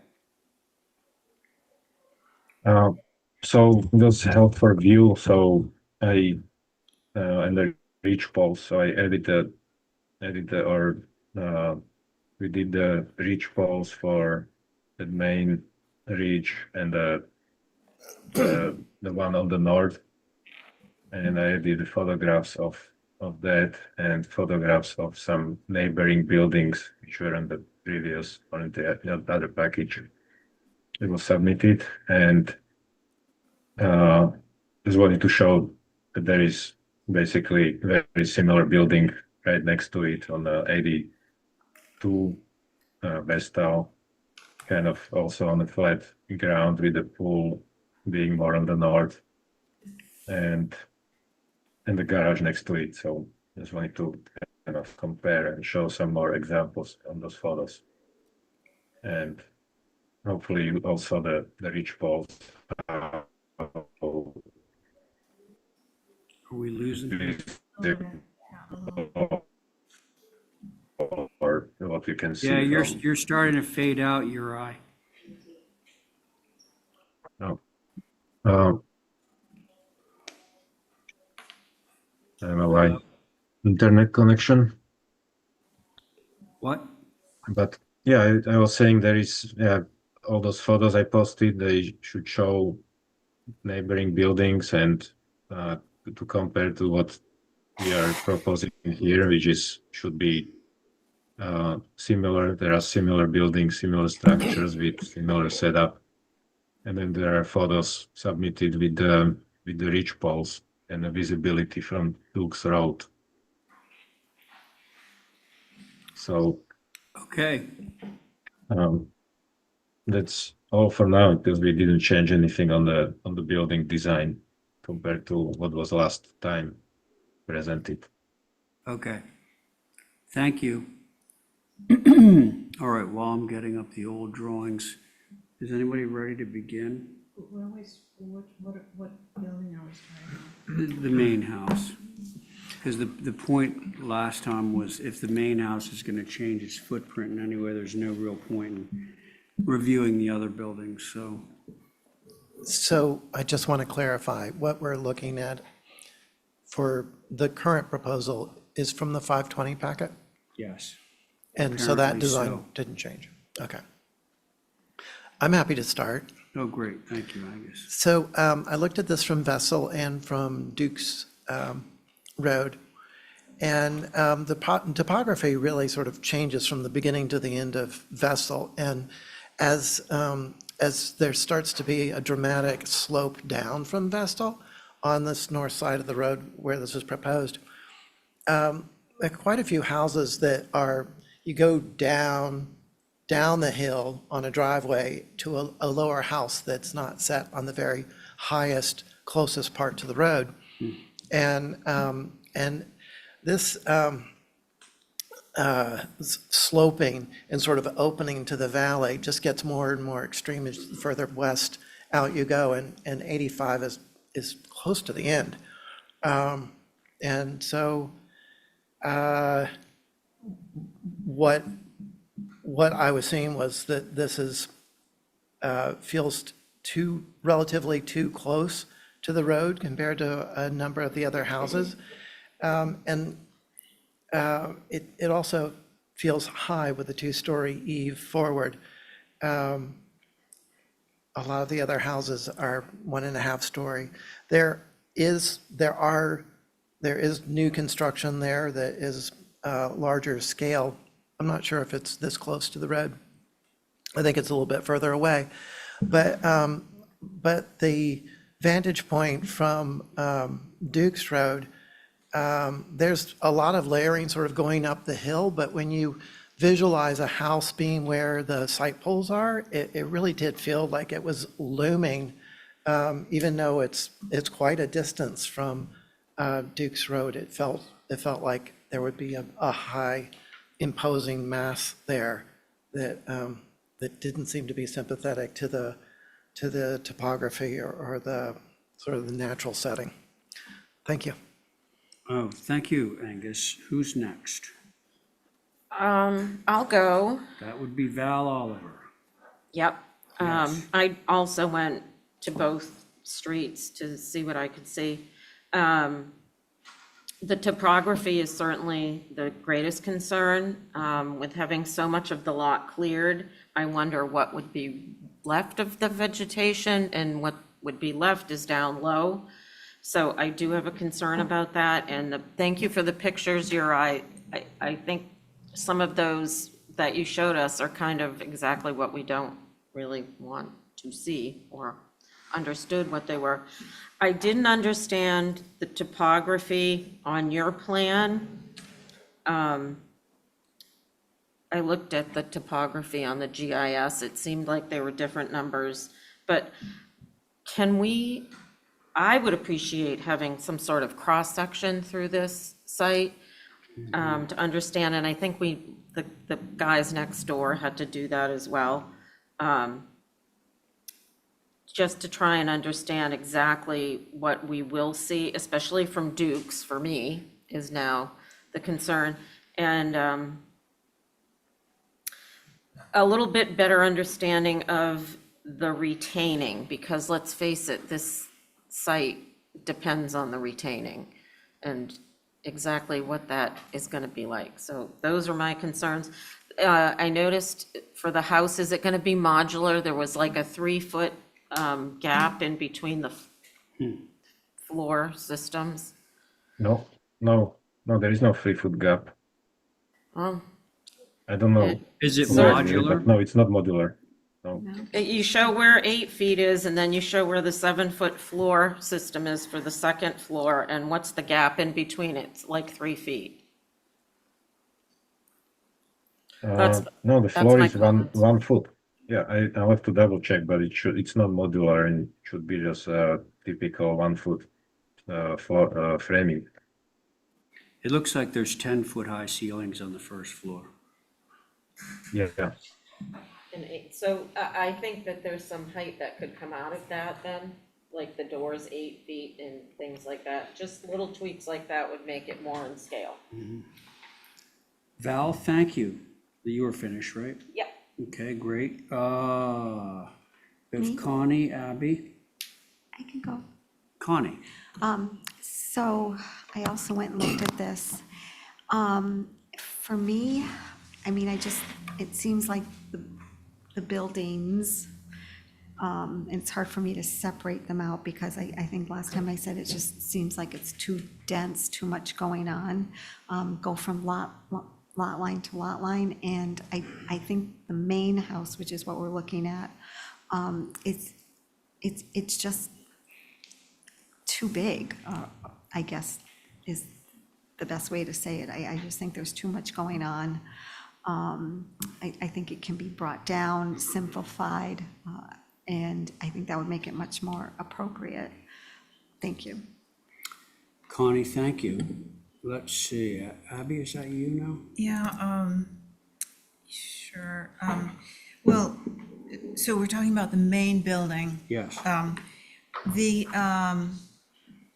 So on the front of the house, this is really minor, but the columns or the posts appear spindly, and I'm not sure if those couldn't be pumped up a little bit. But back to Connie's point about this whole agenda on this site is so overwhelming. I think looking up from Duke's Road, it looks like, you're looking up at the Acropolis. You've got, these stone steps going up, or maybe they're not stone. And then you've got the swimming pool, that's a hardscape. And then you've got, the buildings themselves are going to appear monumental on top of the hill. So, and I think the fenestration on the main house down in the basement has to be reduced so that that's just going to add to more of that sort of monolithic look. It's got, yeah, this is a huge departure from the natural landscape, and I would like to see this sort of pared down, the whole agenda that's on here, the shed, the guest house, the main house, and the swimming pool, and all of it, just sort of simplified. Abby, thank you. Apparently, Carrie would like to speak, I'm sure, as a neighbor, because she's not sitting As a on it. neighbor, Yeah. just simply that I wanted to remind you that next door, there's a grass field between this and the 9-foot retaining wall that was the big problem a few years ago. And this site is not that much different. If you really look at the topography, you'll see it might be a 30-foot drop. So I just want you to know, the first finished floor of this house is at the top of the hill. And if you stretch back as far as it's stretching back, you've got a drop that is not represented here correctly. Carrie, thank you. Okay, so my comments are sort of a hybrid of what's already been said.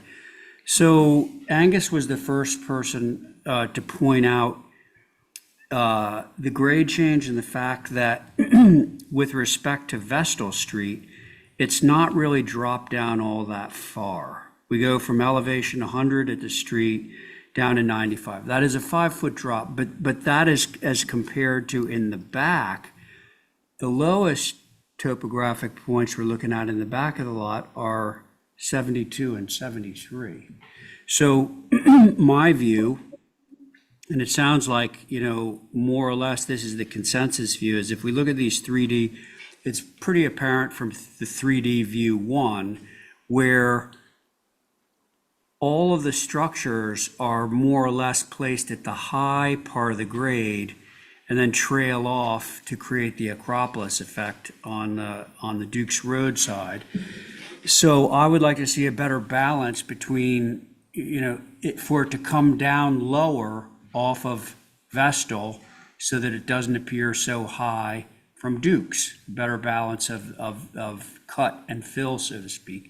And yeah, it's a smaller issue, but the 10-foot high ceilings on the first floor are certainly not helping you in terms of the overall height and perceived mass of this building. Those are my comments. It sounds to me like we're looking at some revisions here, right? And just to underscore, I believe it was Val who said site sections would be really great, but I think what site sections are going to prove to us is what we already suspect, which is fairly obvious from your west elevation, which is kind of a mini site section that shows not so far down from Vestal, but way above Duke's. So site sections and revisions. I have Angus, one minor. Abby has one more thing to say, and then I believe Angus was going to make a motion. Go. The gable that you see up from Duke's Road at the very end of the house, that's barn board, and I think that's going to make it jump out even more. If that were, I think that should just be shingle. Okay, thank you. Make a motion to hold for revisions. Could we include site sections? Along with a site section going north-south the entire lot of what's existing and what's proposed. Great, thank you.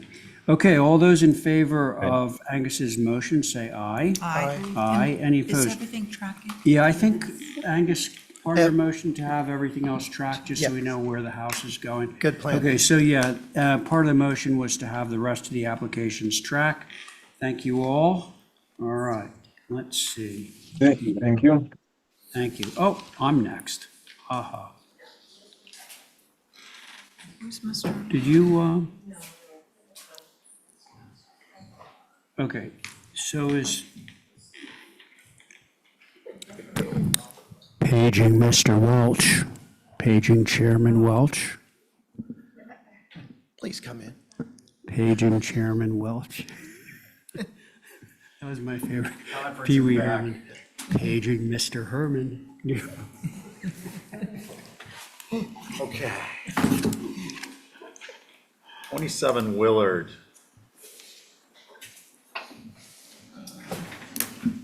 You know, for the record, the agent is Ray Pohl. Your board is myself, Commissioner Camp, McLeod, Thornwell, Patton. No alternates on this one. When you're ready. Ready? You guys ready? Are deadly. Yes. Okay. So this was heard, I believe, last week, right? And there were really two major things. One being the dormer that was intersecting the main gable that faced the street. We did away with that. We brought it back to what the previous was. I think that was the major concern, but then sort of the other concern had to do with the chimney coming out of the dormer on the back. And so Lisa and I finessed that a bit. Let's see, that's the north. If we could go to south just to show how we handle the dormer. So just stay in there, just so you guys, so that's the dormer in question. Last week it was running all the way and intersecting the side of the main gable there. We're back to this, that works for us. Okay, so now Sarah, yeah, a little further. Okay, here we are. So the client really wanted to move the firebox to this side of the living space, which is on the second floor. It's an upside down house. So we kind of organized this fenestration around the chimney. We moved the chimney over so that it wasn't kind of like, I think the critique of it last time was that it was this sort of big blank dormer with the chimney sticking out of it. So we tried to make it seem more architecturally appropriate. And then the other thing that Lisa had done was did a little rendering here, which she only provided me one copy of. But it's showing the view, how that's going to be viewed in between two existing buildings here. And so it's kind of going to be seen at a distance. Thanks, I'll pass it down. So I believe those were the only two issues, and those were the things that we focused in on. That's it. Thank you. Any questions for the applicant's agent? Okay, Mickey, you guys got anything? Yep. So we definitely prefer the original location for the chimney. Chimney sticking out of a shed dormer is awkward, to say the least. If it gets moved, the two smaller windows could probably be relatively easily changed to full-sized windows to match the ones next to it. It would fill out that dormer much more evenly and feel more appropriate. Thank you. Thank you. All right. What did he say? I'll go. Carrie? I really appreciate the front elevation that you changed. I think that's great. I think the chimney reminds me of the one up on the cliff, Sherburne Turnpike, that you drive around the corner and the chimney's coming out of the gable and there's windows and it's awkward and weird and you're like, oh, look at that. So I'm okay with this. I do think Mickey's thought about maybe enlarging the windows and making them more regular. You could literally have a ganged set and then two bigger ones on either side, so it really fit in sort of as a perfect thing. Symmetry, but I'm okay with it just because it's one of those weird, quirky little things on Nantucket that if you get a glimpse of, you say, it makes you think like, I wonder why they did that. Sometimes it's, I wonder why they did that. Sometimes it's like, I wonder why they did that. Well, Okay. it's such a minor, small thing that it's not like a big, Okay. Thank you. Let's see, Abby. Did, Ray, does the chimney not work on the east elevation anymore? Just as an Well, outside chimney? You know, Abby, it works, or we wouldn't have drawn it there. He just, in terms of the furniture and the view and all that, he really would prefer to have it on the south elevation. Because I was thinking, if you didn't want it coming out of the dormer, you could also do it on the outside of that elevation, so it's The outside of. of That would be the the, east elevation. You mean the gable end? it says south, but, Oh, you mean where it is right now? yeah, like where you have it proposed. You know, I appreciate that, but I think we're right at a setback there. That's why that facade is. All right, let's leave that alone. I appreciate going back to the dormer that doesn't dead end into the gable. We all do, actually. Yeah, so everybody loves that. Let's see. Yeah, I didn't realize this was an upside down house. And so I was going to comment on, I think the north and south elevations on the second floor seem a little over fenestrated, but now that you say it's an upside down house, makes sense. But I wouldn't mind losing a couple of windows on the north and the south second floor. What else did I have? Elevation.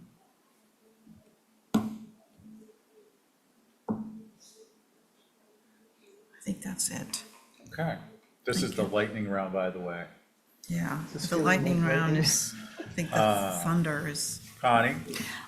So I appreciate the dormer change, and as far as the chimney, I'm not sure 2 full-size windows wouldn't look too much there, so I'm okay with those little windows that are proposed. Thank you. Okay, and Angus? I think it helps to have a little bit more fenestration in that dormer in the south elevation. I appreciate the chimney mass coming inside the building. If there's a silver lining here, it just felt looked more historically appropriate in the gable and coming out somewhere near the ridge. It's dormers, didn't really happen till a later time, and the eave would not typically be the place where there would be a chimney mass coming out, just because of the awkwardness of it being at the bottom of a slope. And then the idea is that if it was there, then the dormer came later and sort of filled in around it. It doesn't read as really, sort of the same sort of history as the rest of what would be in the area. I appreciate the dormer going back to the previously approved on the front. And that's it. Thank you. Thanks, Angus. So I think that leaves me, I'm actually good with the modifications. I was in the minority with respect to the dormer, front dormer dying into the gable. I thought that added interesting balance. I think the chimney relocation from purely two-dimensional elevations adds balance. I think the concept of an outboard chimney is one I know we regularly state is inappropriate. And given the location of this, what will be viewable of this structure, I don't think that the dormer location is inappropriate. This is indicated as, highlighted as green on our sheet, but it's not within the OHD. I just want to be clear, this is not a historic structure infill location in the old historic district. So for all those reasons, and probably 4 or 5 other that I'm not going to state for the sake of brevity, I think that this is approvable as submitted. Can I just make one more comment on As this? long as you're not trying to convince anyone. Go ahead. No, I just noticed that because it's an upside-down house, the chimney, the flue doesn't go all the way down to the first floor. So it looks a little odd to me that, because there's a window like on the first floor that Is there, doesn't I really, understand what you're saying.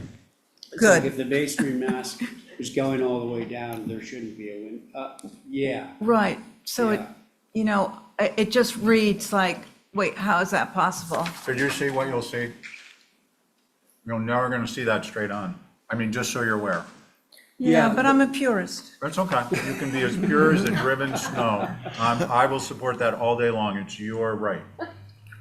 Okay, now that we've established Abby is as pure as the driven snow, what would we like to do?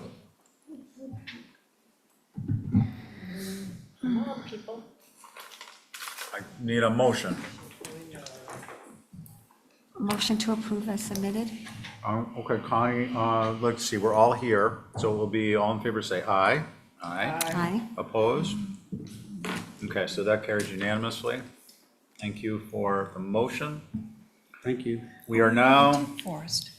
okay, so to update the record, 2A Forest and 2B Forest were acted on earlier in the meeting, given there was a lack of a quorum for other applications.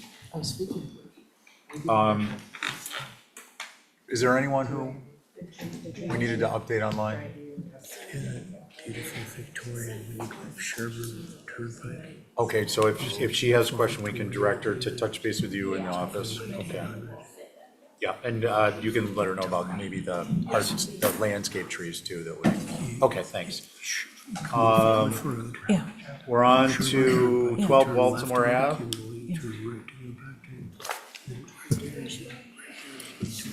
You have to get these away from me. Oh my God, this is killing me. With a window. Just eat three. Oh, Jesus. Well, there you go. You can see it going right Val's are sugar It's junkie. pretty funny. Okay, Matt, good evening. Your board is myself, Commissioner Polkamp, Oliver McLeod. Alternates are Commissioner Patton and Paul. Here, you deserve one. Oh, no more. Okay, one more. One more turns to three, no as he more, no passes a more. full bag over here. Matt, when you're ready, if you want a Twizzler, you can take the bag. It's one of my favorites. Being over there where they just. The red dye is freaking me out these days. Just put here. Yeah, everyone signed it. Yep. Guys, sorry, Matt, I don't want to interrupt your Twizzler Twizzler moment. eating Yeah, I moment, mean, you we're know? really- It's a special Thank you. moment, so. By the way, nice Okay. haircut. Yeah, 5-month haircut. Nice. I agree. Okay, so thank you. So you've seen this once before. So this is, there's an existing cottage, existing structure on the property that you approved. You allowed us to pick it up, lift it, and shift it, so it's compliant with the setbacks. We made some minimal changes to it. This is a new dwelling, and so there was some discussion about, naming this structure the primary dwelling, because just by nature of its, size, or it's contemporary, if you will, meaning it's new, and so the scale of it's going to be a little bit larger, that this be identified as the primary. We had a few changes to it, but essentially, some of the feedback we got was to make it a bit more Nantucket and/or kind of Nantucket quirky, if you will. So I'll just run through some of those changes with you. We omitted, we had a porch along the facade, which is the east elevation, which is what faces Baltimore Road, if you will. We previously had a wraparound porch, omitted that, dropped it to a simple shed covered entry. We also rotated the gable, and when I get to the perspectives, I'll kind of show you why we thought that was more appropriate. The fenestration on the second floor is not like perfectly symmetrical. We're trying to keep the structure fairly simple. The existing structure on the property is simple as well, and so we tried to match all the existing details, both in rake and soffit detail, window type, color scheme, et cetera, et cetera. The ridge height, again, is 24.6. We were able to, through utilizing a mud sill, drop the height. We will probably be proposing a really shallow retainage. I wouldn't call it a retaining wall, but I think we can pick up. The site is sloped, as you know, and so what we're trying to do is cut about a foot, just so it's not sitting at the highest point of the lot, So it kind of sits into the landscape a little bit more, but I don't anticipate it being more than 12 inches, and it may not even require a retaining wall. It could be like a planting bed, if you will. So I think the elevations are fairly straightforward. Probably the other more dramatic change is the west elevation. Instead of having the porch roof break and have the eave line exposed, you can see on the north elevation, it runs continuous. The ridge line steps down, so that was our effort to make it a bit more Nantucket, if you will. The board also requested some comparative perspectives that showed the existing approved cottage in relation to the new structure. And so we've provided these for you. One of the reasons why we turned the gable is that with the existing structure, which is like our antecedent, if you will, it's essentially all eave forward on both longitudinal elevations. And so with the new proposed structure, we thought we'd follow suit, and I hopefully think that these perspectives kind of demonstrate that it's a cohesive addition to the site. So with that, look forward to comments from the chair, from the board. Mr. Chair, thank you. Thank you, Matt. Who would like to begin? Abby? Yeah, I could give it a shot. So I just want to make sure I'm talking about the right thing, but on your, let's see, is it your south? Music is making me crazy. I know, it's really hard to, but so on the south exterior, on that perspective, it looks like it's like a broke back coming out over the porch, is that correct? That is correct. And but why, it doesn't do that on the other side? Why, you, It actually does. I think that in the west, through you, Mr. Chair, that the eave, the adjacent eave, kind of hides it. So if you kind of zoom yeah, in. it's got more of a, like the gable is complete and then it drops to like a shed roof over the porch. I wish that did the same thing as it did on the south. So it's one continuous eave line instead of breaking it. I don't know if I'm explaining myself. Oh, wait, right here. So I think so. on the other side, this comes all the way down and does a, and it's one. Correct. Also, if we could eliminate that, I think we could give it a really nice profile. Very much like the Admiralty Club or something, like that sort of perspective. But anyway, the other thing that I'm not really getting excited about is this second floor flush dormers with those flat little sheds, dormers. And I don't know how you fix that, but it's kind of, just doesn't work. But thank you. Okay. Val? I personally, I just went back to the 318 submission, and it is completely different from that. But I would personally appreciate bringing back a porch across at least the gable. On the east, I think that could break that massing up, and that's the thing that you see first. We could do that. And I do agree with Abby about the shed dormers. If the ones on the south could be more akin to what's in the small house, but I think everything else is appropriate. Okay, thank you. Ray?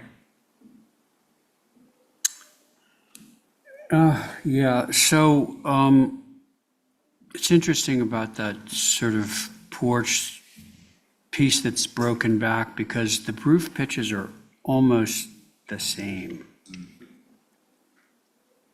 Right, like one's probably an 8 and 12 and the other one's a 9 and 12. So there's almost no perceptible break. And to Abby's point, you know, that's happening with one half of the building and the other half is a distinct break between the porch and the regular roof.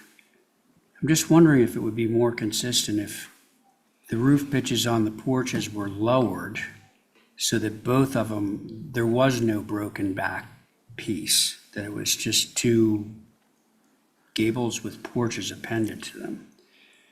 And I share the concern that has already been voiced about the south elevation, south, which is very flat and relatively tall. So if that can be mitigated in some way, I'd love that.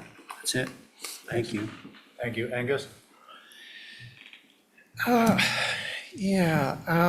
My concern is the lack of additive massing. It feels like there are two blocks that are too similar to, I guess it's the north and south sections of this that feel too similar in size. And I think that it's probably possible to get different, to get more variation in that without losing second floor program. I know the program's not really our purview, but just to be sensitive about that, I'm also noticing that it looks like it's almost 10 feet floor to floor, which makes the overall height feel high, but if one part is higher than the other and the other part can come down some, just so that there's some more variation there and bringing it down. And I like the suggestion of bringing back a porch to sort of bring down the elevation as well. That's all, thanks. Thanks, Angus. Yeah, Matt, I don't have concerns with what's been stated, and I do agree with, for me, the height adjustment. So I think we are looking for you to review the tape and make revisions. Okay. Can we get a motion? Motion to hold for revisions. Thanks. All in favor, say aye. Aye. Any opposed? Carries unanimously. Thank you very much. Okay, we're on holding 49 Meadowview to June 17th for the applicant. 10 Straight Wharf and 5 Meter Street and 24 Arlington and 5, wow. Mr. Chair, 6 Fargo, but I don't see Chip Webster in the queue or any of his employees. Well, Yeah. 6 Fargo, so we'll hold that temporarily. 5 Folgers Court is on hold through the 17th. That leaves us with 18 Gladlands and then a host of others to get to tonight. So, is Tori here? yeah. Oh, hey, Tori, good evening, yep, you're good to roll. So we're gonna do 18 Gladlands Ave. I'm gonna And- screen share. Mr. Chair, Yep. through you to Tori, you have to log in as a panelist on the agenda Oh, okay. so first, hold on. in order to be, and then I'll promote you to panelist. Will be the Do regular. you wanna go to the next one while I do that, so we don't waste time? Sorry. That's up to Let's the- see. Up to the is- chair. Who do we have for 308 Nantucket Road? JT Newton, and he is online. Okay, why don't we go ahead and do 308 Pool and Pergola? I'm gonna sit off and let somebody else. Oh, All right, that's a so good idea. it'll be Joe on these, both I'll of sit them. off too, And and Connie. Abby off, so it'll be Carrie. This is new business? No? No, okay, So great. me, Abby, no, Ray, Angus, Ray.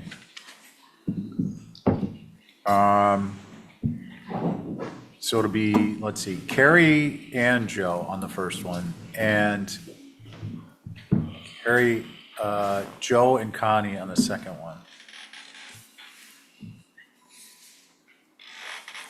Okay, when you're ready. 308 Matticus. Can you hear me? Yep. Okay, great. My name is JT Newton with Blue Clark Associates, representing the applicant for 308 Matticus. I'll make this try to be as quick as possible. So east side, stepping stones connecting the existing gate, shower, and shed to the back of the porch area where the step is. On the west side, we were proposing a pool, which was a 22 by 40-foot pool with auto cover and an integrated spa, and then the accompanying hardscape around that. There's an existing privet hedge already there that we were supplementing with evergreen shrubs and multi-stem trees to try to provide as much screening from the street to the pool, as well as the people using the pool don't want to see the people on the street either. So we're trying to maximize that. And obviously, if more plants are needed, then we would supplement it as much as possible. I know one of the concerns with under the staff review was the location of the pool being on the west side as opposed to the south side. We did look at this a couple of ways, and it would seem to be more problematic actually behind the house as opposed to the side of the house, both aesthetically and functionally. Aesthetically, having the pergola smack in the middle of the yard, it kind of, and so close to the deck slash porch area, by having it shifted all the way over to the other side, it kind of provides balance between the pergola and the existing shed. But more importantly, the reason why we put it on the west side as opposed to the south side is actually the neighboring property, 310 Nantucket Road. If you can see from the locus map, the positioning of that existing home, as well as if you look at images number 5 and number 8, you can kind of get a sense that because of the angle of that house, it has a straight shot into the backyard. So while we're building a pool, we're actually making a fishbowl that they have perfect line of sight from their second and third floor windows into the backyard, which doesn't provide much in the way of privacy for the people using the pools. By shifting it over to the west side, we can use the existing plants as well as the proposed plants to position the pool such that it makes it very difficult for the people in 310 to actually be seeing the pool, as well as they'd have to actually kind of look through an angle. JT, sorry, I'm going to stop you there on the neighbor stuff because we don't really get into that. And I think we've got the gist of this pretty clearly. The gist. Okay. So again, it is myself, Angus, Ray, Connie, and Joe. Who'd like to begin? Oh, I got you on the next one. Sure. Sorry. Okay. Connie, you ready? Yeah, I do have a question, if I can. If you scroll all the way to the end of the pool application, there's 3 photos. Is that just like on this letter? That they're not proposing this also, are they? Connie, I'm sorry, can you restate that? If The you- images? Yeah, if you go all the way to the end, there's a letter from, I think it's the Associates, Blue Crab Associates. That's just their letterhead. Is this also part of the proposal? I just was confused. It's like a chimney. I wish my boss would do something about this, but yes, that Okay. gets confused quite a bit. It's part of our letterhead. Okay, that's just what I wanted to make sure. We're not doing any of that. Okay, all right, thank you. Well, I was just like, yeah, I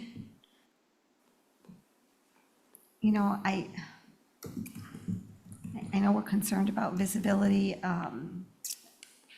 Obviously, it would have been better behind the house, but I think with proper screening and our caveat, I'm okay with this. Thank you.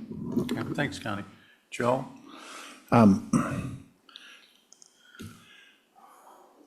It looks, just looking at street views 1 and 2, it looks very exposed right now.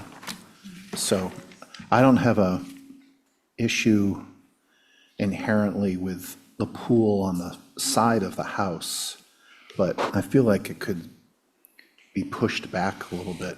Like, almost wish the pergola was at that end, buffering us from the street. And this thing, the pool is sliding back, doesn't have to rotate behind the house necessarily. I think it's nice to have that green space back there, and I know you've proposed a buffer of plants, and it looks like you're trying to keep the existing fence there, but I feel like we need more of a buffer. It doesn't help that you enter the driveway right where this is, so as you drive by, you're seeing into it. I mean, I know these photographs look like they were taken before the plants leafed out, but I think we just need a little more screening from the street. Okay, thanks, Joe. Ray?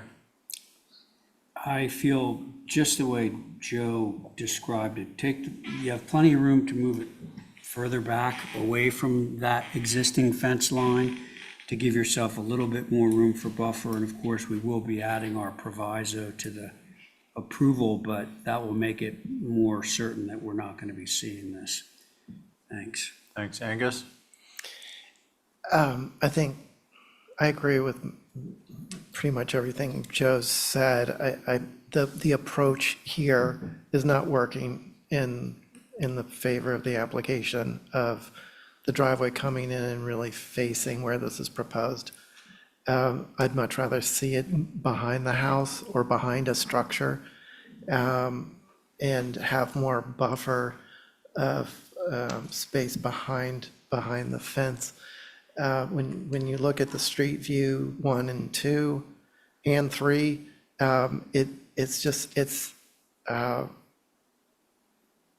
the planting is just so contrived.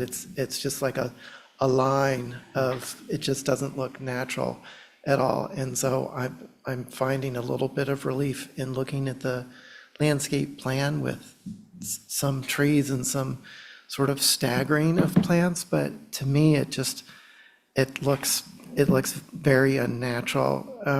And so I'd like to see more undulation with the growth that makes it look more natural. And maybe, as Joe suggested, putting the pergola between the fence and the pool to help sort of detract from the focus on the pool. But really, the primary place, I think this pool belongs behind a building, not beside it. Thank you. Thanks, Angus. So I think that leaves me. Given the expansive space, I think this approach, it's just ineffectual. It should be located behind the house. And unless there's going to be naturalized berming, indigenous plant materials to start to create a setting that would hide this from the street, I don't think a row of plant material is effective. And I understand and appreciate this concept of not creating a fishbowl, but I don't think, given the imagery that I've seen, that that's the ineffectual part. So, Mr. Chair, yep. JT has his hand up. Yeah, he can hold on. Okay. So, for me, it is relocation, and that solves for supplement a significant amount of additional plant material and grade control. And I would urge you to consider, if you're going to think so strongly of the neighbors, some deciduous trees, not over the pool, obviously, but in areas that would help block their view. JT, you want to comment? I'll make it quick. We did have deciduous trees. There is a planting plan that did have deciduous trees along the property line to further provide privacy from the neighbor. And we certainly have no problem even supplementing more the plants on the driveway side to further screen. I'm just leaving the privet there because the privet's there, so that's why I didn't take it out. You're right, it is rather contrived to have a straight line there and nothing else. Would I have planted it that way? Absolutely not. But where it is there, I didn't feel like we should just pull it out for the sake of pulling it out. But certainly we can supplement that area. We do have the room to expand that bed to maximize it as much as possible to provide the screening that we do need. If we did put the pergola over towards the fence, things do shift down, then we get into a conservation issue because there is we aren't currently in any sort of setback, but we will be getting precariously close to one if we added that pergola area to supplement that. But we can certainly add a bit of space. I currently have a one row of plants, but we can make that deeper if we want. JT, thank you. So what we're gonna, I mean, we're not gonna be able to solve this evening. What we're gonna be looking for are revisions that reflect comments by the commissioners. If there are additional control elements that we may want to be aware of, such as conservation line, 50-foot, 100-foot buffers and boundaries, please add those to the next site plan drawing, okay? No problem. Okay, so get a motion to hold for revisions. So moved. All in favor, say aye. Aye. Any opposed? Okay. So I think we're gonna track the pergola, JT, just because, you know, any revisions you come up with are gonna necessitate at least minor modification, if not complete relocation. So get a motion to track the pool. So moved. All in favor, say aye. Aye. Any opposed? Carries unanimously. Okay, JT, thanks. We're on to 35 Pleasant. Oh, no, we're gonna go back to Tori on 18 Gladlands Ave, as-built deer fence. Okay. Okay. As per the administratives, I should keep my volume off, right? I'm good the way I'm. Administrative office's suggestions, I've color coded this plan because there was a lot of information. So in orange is the cattle grate. This is an as-built situation for the cattle grate specifically and the fence. The Belgian block is on the street. It's not where it's proposed in blue yet, as you can see from the photos. The perimeter fence is in red. The cedar post is in green and the Belgian block is in blue. So if you have had a minute to look at the photos, you can see that we have a as-built landscape fence. The details of the distance between the posts and the height is there bubbled in red on the bottom. I'm happy to expand this larger if you need me to. And to that, I will move to your review and your comments. Okay, Tori, so can you zoom out a little bit, because we have a disconnect. Like this, you mean? We don't have this plan. Hold on a second, guys. I don't want to go back to, can you zoom out? This way or No. this other So way? so we can see more of the plan? Yep. Go higher as if you're in a plane. Yep. Sorry, I'm And trying. can you X out that High Victoria thing? Yeah. There we go. And then, keep scrolling out so we can see the whole site. Yep. Okay, so just identify the differences. What we don't show in our drawings is the fence, the 90-inch deer fence, which is the red line. The Belgian block apron, which straddles the cattle grate. And the 36-inch cedar, it's also very difficult to read the Yeah, text on cedar ours. stainless steel fence, one section at 84 inches. Okay, Long, so- 90-inch high. Right, so we don't see we don't have that delineation of those three elements color-coded on our plan.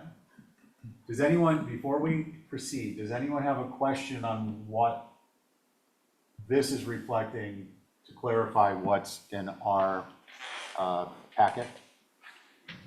No? Yep, okay, so we're gonna go back to who your board is, which is regular board, and we are gonna, Actually, Abby's still sitting out, I think. oh, is she? Oh, yeah, Yeah, I didn't she's see. a- Hey there, Abby. So Carrie is on this. And who would like to begin? Mr. Chair, can I just clarify real quickly for you? What's color-coded there is what's on your screen, but it's just not color-coded. So if she came in the office today and color-coded them in the screen sharing. What she added additionally was the bluestone apron, pardon? Belgian. Sorry, Belgian block apron on either side of the cattle grate. That's not there, and this is as-built. It was a citizen's complaint, and the pictures are also in the packet. Okay. So just so you know, the cedar post is there. I'm a neighbor, so I see this every time I walk. There's a cedar post on either side. There's the green deer fencing, and the cattle grate has been installed. So, but the Belgian block is not on either side of the cattle grate at the moment, if that helps. Yeah, I can go through the Thanks. photos if you like. Okay.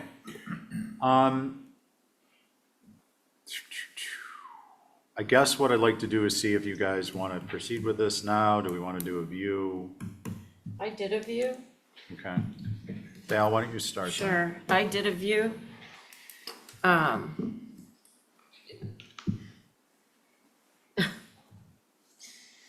I'm sick of deer fence, I'm sorry. And I'm super sick of it getting put up before anybody applies for it. I want it to be screened, so it either has to move or there has to be more vegetation, at least facing us, the street, the people. And with regard to the Belgian block, so there's a Belgian block apron, then there's some kind of asphalt. That's the bike path walk. Then there's gonna be Belgian block, the cattle grate, which are now becoming like, everybody has to have a cattle grate, and then Belgian block again. The cattle grade is not a by right element to anyone's landscape, so you can always say no. And I just want to point out that deer are not cattle. Cattle cannot jump a span of 20 feet like a deer can. So just so you know. No, it's just like a trend, and it's really irritating. It's like so foreign to Nantucket, it drives me berserk. You don't have a fence, but, or a gate, but you have a cattle grate. I don't think it's solving the problem. So for me, I'd like to see it go away. Okay, thank you. I'm happy to go next. Angus. So I drove down there today as well. I went the whole length of Gladlands, and there isn't a single cattle grate, and it wasn't obvious that there was a single deer fence. I did see sort of buried in vegetation, a 4-foot natural to weather wood posts with black fencing, but it was very subtle. I think that, well, I agree with what Val has said. This fencing, if vegetated, could work, but it's too visible as it is, and the cattle grate is it's the only one on the road and needs to go away. And the posts that are there now look like 8x8 pressure-treated posts. So, I mean, I appreciate the idea of using cedar, but what is it really for? I guess to just hold the end of the fence, but there are some sort of, most of it is informal along Gladlands, but I noticed a few that had low stone walls, but no like high posts like this right at the entry of the road. So it just, as submitted and as it is not appropriate. Thank you. Thanks, Ray. I'll go. Did you go? Or did you I want to did go? not. Go ahead, and then Carrie, I'm gonna have you bring up the strong. word. Okay, so to Val's point, given these pictures, the photographs, I think that the fencing could actually work where it is, but it really needs to have screening between the fence and the publicly traveled way. That's item number one. And if there's no support for the cattle grate, which it doesn't sound like there is right at the moment, then we're probably going to be looking at a pair of gates, which we have approved, with this sort of diagonal brace holding them up and the wire up above. We're developing kind of a model for that. So that would, obviously it's senseless to have a deer fence if you don't have it like continuous in the form of gates. So without the cattle grate, I think that would, to me, that would be an acceptable counter solution. And then it would also take those I believe they're 6x6 posts. It would take those 6x6 posts and give them some sort of meaning, because right now they're just standing there looking rather ridiculous. So they could be the supports for the two gates. And then, Tori, is it true that you would have, from the road, you've got a sequence of Belgian block that's already there, bike path, more Belgian block, not cattle grate, and then more Belgian block? Like, why all the Belgian block, I wonder? I think may I answer that through you, Mr. Chair? Go on, yeah. I think the idea was the Belgian block might mask the view of the pronunciation. So it was just a thought, I see. would it help the situation? And there's, as you mentioned, existing Belgian, then the sidewalk, bike path. It's a little Yeah, but the picture you see is what's currently there. The Belgian block is not currently I existing understand. on the other side of the grate right now, yeah. But it would be enough Belgian block to cover all of Belgium. Yes. Like, so those are my comments, thanks. Thank you. And in a way that kind of is scary. Carrie? I am with Val on this. I'm tired of seeing so many deer fences. We live on an island with deer. To bring them so close to the road and so visible and so sort of needing solutions all the time. So now we're gonna have gates around every driveway and fences around every perimeter property. I don't know, for me, the cattle grate, while there's none on this road, and it is very visible because this road is, heavily traveled and this is wide open, so to speak, I do think the Belgian block would help mask the cattle grate. But again, deer jump over the cattle grate.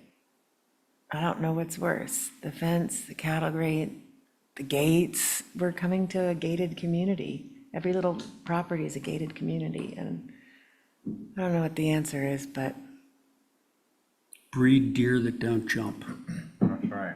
Very short-legged deer. Well, you look at this whole property and there's a lot of stuff going on in the backyard, and I don't see why the deer fence couldn't be to the house and let the front yard be natural without all this fence and gate stuff, and let the backyard be fenced where nobody's seeing this deer fence.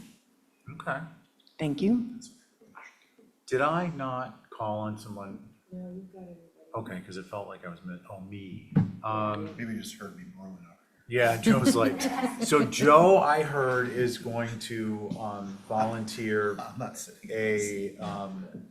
a specimen of a site plan with deer fence properly laid out on 6x6, 4x4 posts at 18 feet, painted invisible green, and the galvanized wire, and the appropriate setbacks and plant materials, and the setback gate with 3 options, nicely illustrated, so that we can just say, go do this, and you owe us a lot of money because you did it without permission first.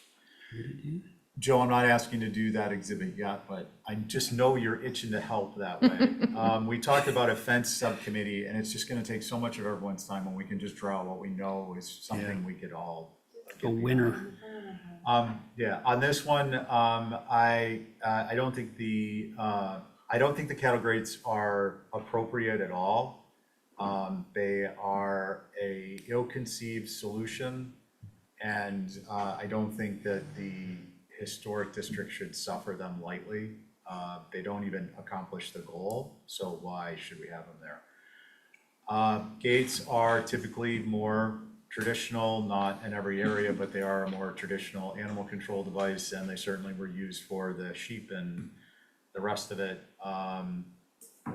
The Belgian block is troubling. It's just, I think, if we had it to do if there's a bike path, the apron side between the road and the bike path should be tar, done. Tarred road, tarred apron, tarred bike path. You want to put a signature on it. The apron on your side of the bike path, God bless you.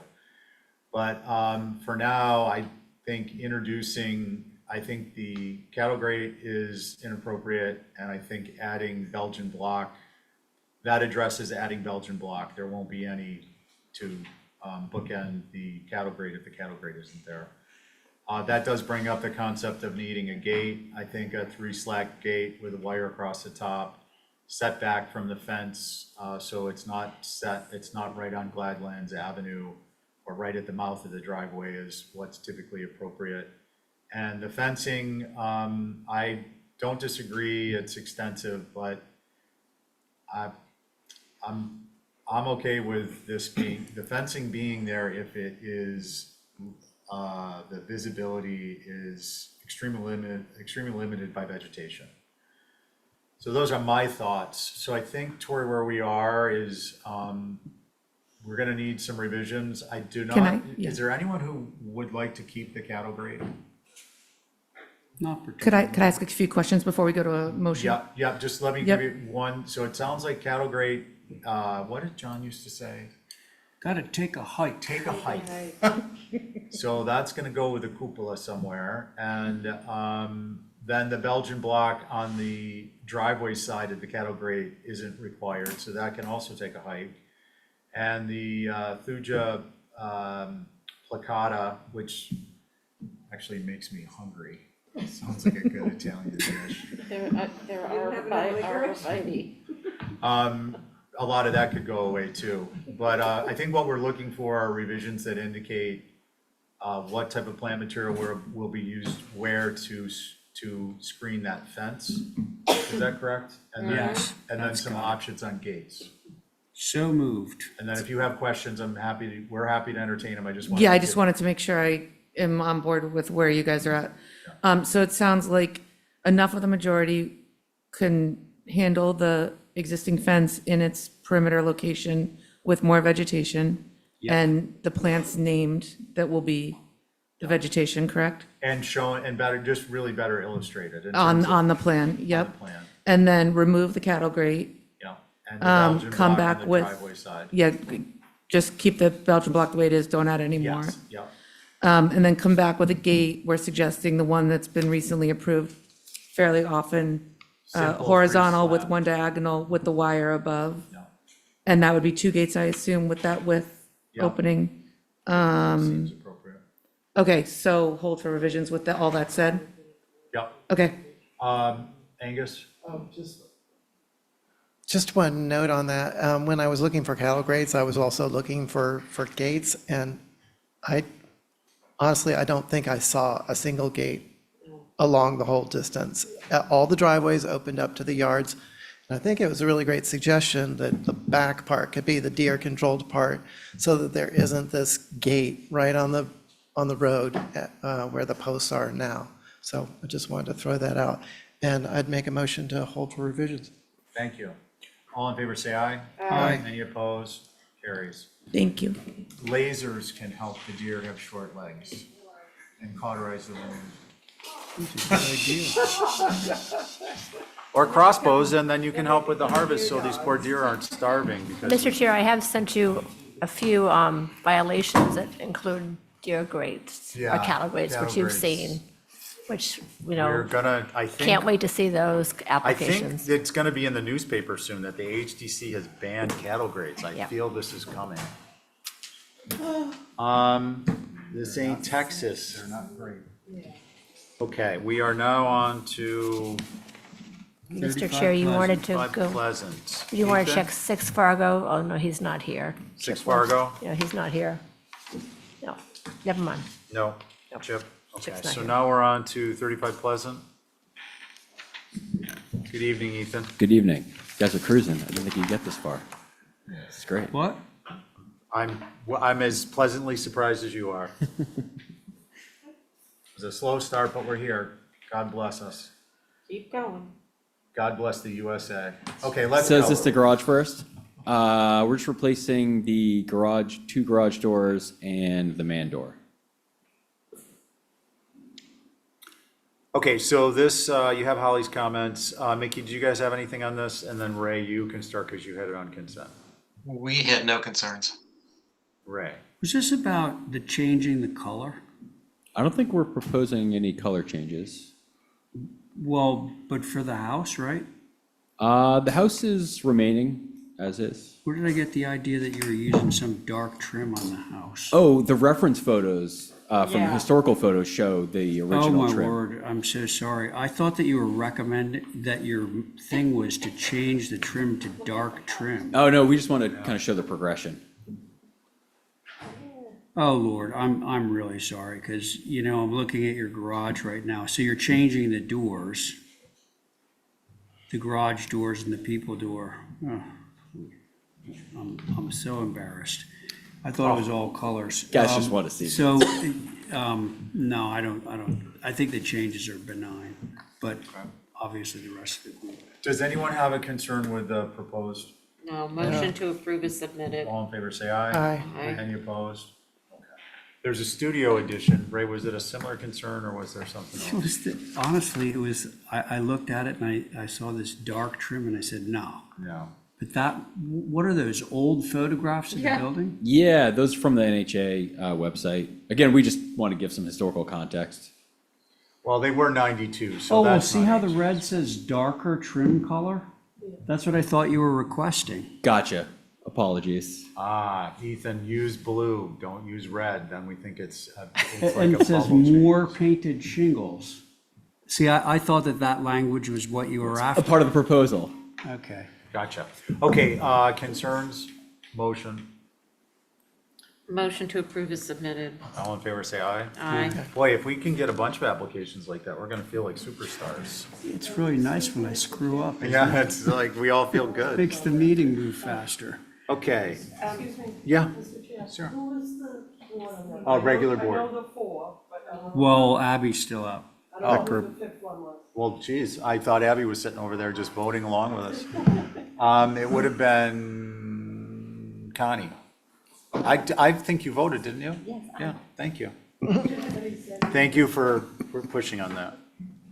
Okay, 25 Dukes Road. So that's both of them. Oh, Yes. yeah, both Great. good. Thank you very much. Get out. Both, yeah.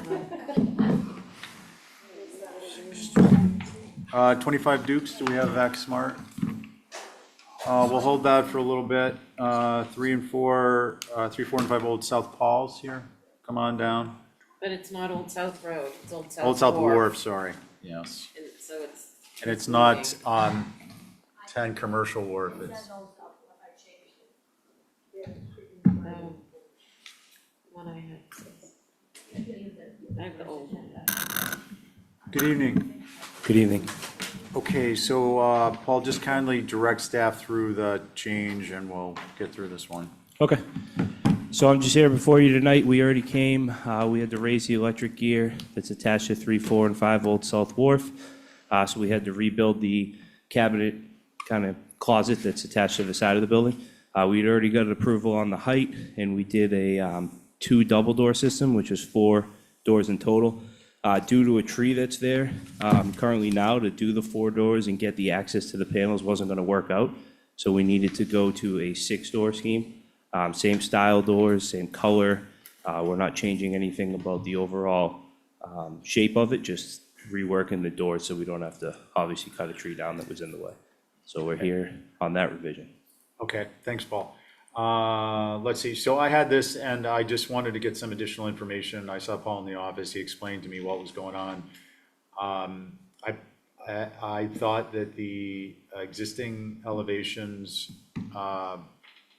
were more appropriate, but I think that my belief was that this, I didn't want to have it be on consent, just because I thought you guys might want to weigh in, but I don't think it's the most attractive thing in the world, but there's actually HVAC condensers and other elements on structures down there that we don't even recognize or see, and this is gonna be a neatly done, encased opening with V-groove, so I felt it was approvable. Those are my comments, just because I was the one who reviewed it for consent. Let's see, Mickey, do you guys have anything on that? No concerns. Okay, anyone, regular board, including Abby, any concerns? I have a Angus? question. Yep, go ahead. So the difference between the existing and the proposed is what feels like an awkward and significant height increase. If we want to go to the elevation, Well, it just says it's That existing and proposed, yeah. If you want to zoom in here, so this is the area that just looks weird. And at some point, vertical boarding might be better replaced with shingles with a door in it. But that much boarding at that height just, what's going on in that upper part that has to be projecting out from the gable end? So when I had presented this to you folks a while ago, before we were gonna do all the equipment, it was driven off of how much the electric equipment had to be raised, and what, there's old telephone stuff and other things that were out there, and what could go away potentially. Your concerns at the time as a board was more exactly the height and not having it touch the rake board, and how I can actually minimize that. So if you went out there and saw it today, it's actually smaller than what you're seeing here in this image when it was all said and done. But that's what I had previously shown you guys to have approved, so I was just, not to complicate that, I'm showing you the doors as a change. But recognizing what the board originally asked us to do, it doesn't look like that today, it's brought down. It's So brought, Paul, just on that point, Paul, the headspace that you show in the proposed above the doors, that's programmatically driven, you've got conduit, what's in there that requires that, at the height? time, they were thinking telephone and other stuff that, which is why I had gone for that height. That stuff has gone away, so that height has severely been reduced based on your previous Okay, comments. so hold on a second. So this doesn't need to be as tall as it's showing? No, but I didn't want to complicate things for, that's what we had gotten Well, approved how much before. shorter can this be? It's probably a good foot shorter than what's shown there. Okay, so, and. You're getting what you guys wanted in the beginning, I No, just, hold on a Sorry. second, just for the sake of clarity. So the doors are as shown, but that roof plane and the top of the front wall are approximately a foot shorter? Correct. Lower down? Correct. Okay. Okay, just so we have that information. you won't have that vertical board that you're talking about, Angus. Okay. Does that So help? that clarifies my question, thank you. And I don't have an issue with this getting wider and turning into 2 double doors as opposed to 3 doors. It was that the volume of vertical board that was painted that just didn't seem to fit with these low slung buildings. But it sounds like that's not really is what's shown here, so. Okay, thank you. And before we go further, Paul, just can you clarify the prior, it indicates existing elevation is 611 from grade to the termination of the roof at the sidewall. And proposed is 8'11", so it's 2 foot taller. What's actually there is or will be 7 feet? It's right, 11? it's right in between, yeah. Okay. We did the best we could, obviously, with the equipment, and then trying to keep it as low as we could. Okay. Okay, just wanted to get that clarification for everyone. So basically what we're looking at, again, for the purposes of clarity, is on the left, we have number 2 existing elevation, and on the right, proposed elevation, and what's actually being proposed is, on the right, the roof is gonna be a foot lower than shown. Correct. Okay. Val? I don't have any grave concerns about it, frankly. Great. Does anyone have any concerns about it? No, I'm good. No, I think it would look a lot better. Can we get a motion? Move to approve as submitted. Okay, all in favor, say aye. Well, no, not as submitted. With the change. With, Modification to indicate the roof plane Being a lowered 1 foot. foot. yes. Correct. Okay, and that we can write on as a condition on the COA. Is that your motion? It is indeed. Sweet. All in favor, say aye. Aye. Any opposed? Carries unanimously. Thanks, Paul. We're on to 10R Academy Thank you for your Lane. time. Mr. Chair, this applications, these have to be held because the Director Butter was never notified. We found out today, and I spoke to Luke. The assessors list wasn't included, and that's, for some reason, the Director Butter wasn't notified. Okay, so we're gonna Please have to clean up hold for- a little oversight and we can move on to Right. it next time. And I did tell Luke that once you send them out, just let me know, and we should give them 2 weeks as for due process. Okay, thank you. Okay, that's gonna bring us to 62 Winoma. And, do we have a agent? I do not see anybody in online. Okay, we're gonna go to 4 Sleepy Hollow Road. Patrick Cassidy Hey, is. Patrick, good evening. Then we're gonna do the Val Oliver Hour. Well, introducing the architect. Which one are we I on? hope they're not chatting. Um, We are Yeah, gonna, I was thinking I could just, so I could manipulate the, This is Sleepy Hollow. I can see that. okay, Okay, so this is I'm a set that. fence. thank you. And, More I'll fences. do screen share. I just want to remind guys, we spend more time on fences than some homes. So I think if we can just try and be succinct, it'd be a big help. Fences are the new pickleball court. Yeah. No, Pickleball don't. courts for the new That was a flash in the pan. You raised it up. Now we're going to get pickleball courts coming in. Oh, no. Okay. Kind of Patrick? miss them. I kind of miss them. Oh, is this a back one for me, son? You can start when you're ready. And Okay, I'm attempting to share, but maybe I'll just, maybe I can just share with your. 216 linear feet, 8 feet high. Ah, yes, some signatures. How nice is that? Oh, excuse me, now I can share, now I'm sharing. Thank you. Great. So this is my own fence. I'm Patrick Cassidy, 4 Sleepy Hollow Road. And I came in and spoke with Kathy about building a cedar fence between my property and, most important to me, the parking lot that's to the north.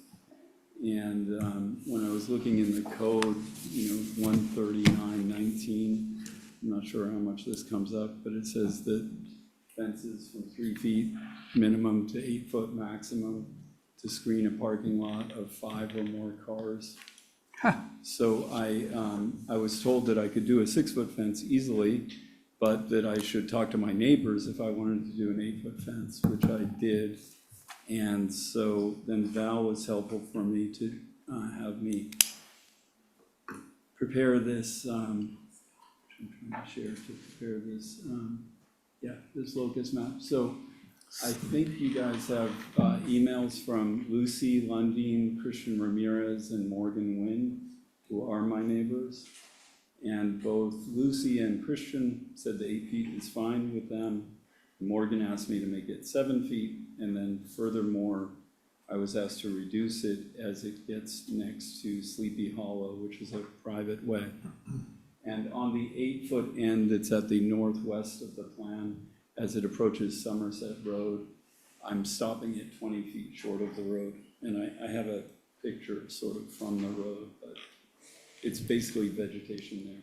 So the purpose for me is just privacy between my house, you can see, and mainly Lucy's house right there. And so when I discussed all this with Lucy, she said, well, how tall is 6 feet? And I said, well, basically this high.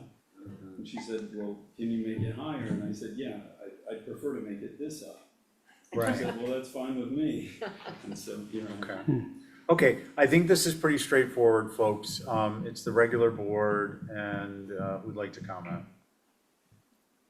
One thing I want to point out, per our guidelines, every third, I think in this instance, probably every fourth section would, alternating section would get some type of vining plant, like Climbing hydrangea or something. And I would suggest that that would be for those sections that are visible from the street. We mandating that in somebody's backyard. Sure, so I can do that on my side, you're suggesting? So what we do, Patrick, there is, Yeah. you just do a little half moon in the bottom, and you put the plant in the middle, and it grows up both sides, and everybody's happy. I see. But let's get comments from individual members. Ray? I'm good. Val? Yes, when I first looked at this, because Patrick asked me for some advice how to make it clear, I suggested the color coding, and I think that really worked in your favor and getting your neighbors on board. Yeah, I know it's an unusual height, but everybody seems to be in favor of it on both sides of the fence. And since it's not on the street, what's coming toward the street is gonna be 4, and then there's a 20 feet of nothing. Correct, yeah, so So it's going I to think dead it's end in a appropriate. tree, excuse me. Yeah, hold on, Pedro, just so we could get through. Angus? Generally, I don't have issues with higher fences between properties. It's just as it gets closer to the road, so I appreciate that 4-foot-high section on Sleepy Hollow. I'm looking at the view from the north. Well, that says from Sleepy Hollow, but I'm thinking This about one? the area where it goes, is it Somerset, where it's 8 feet? Yeah. I like the idea of it being 20 feet back from the road. It's just weird when there's a high fence that sort of feels like it's projecting out beyond the structures. So I'm trying to think how that could get softened in some way. So, just on that topic, having been out to the property on other things, there's pine and other dense plant materials along Somerset, and that includes not just on this lot towards Somerset, but the public right-of-way that the Somerset Road constitutes is wider than the dirt road. So it's actually, this will kind of be lost in existing vegetation, and certainly if we decide to approve it, we can always put in a condition that it would terminate into some type of shrubbery, so it's not just an odd 8-foot fence standing alone. Yeah, it's very odd. But anyway, I just wanted to give you the context there. That's my only concern. Okay. Abby, did you have? Yes, I'm opposed to the 8-foot high fence. I think it's going to look very odd.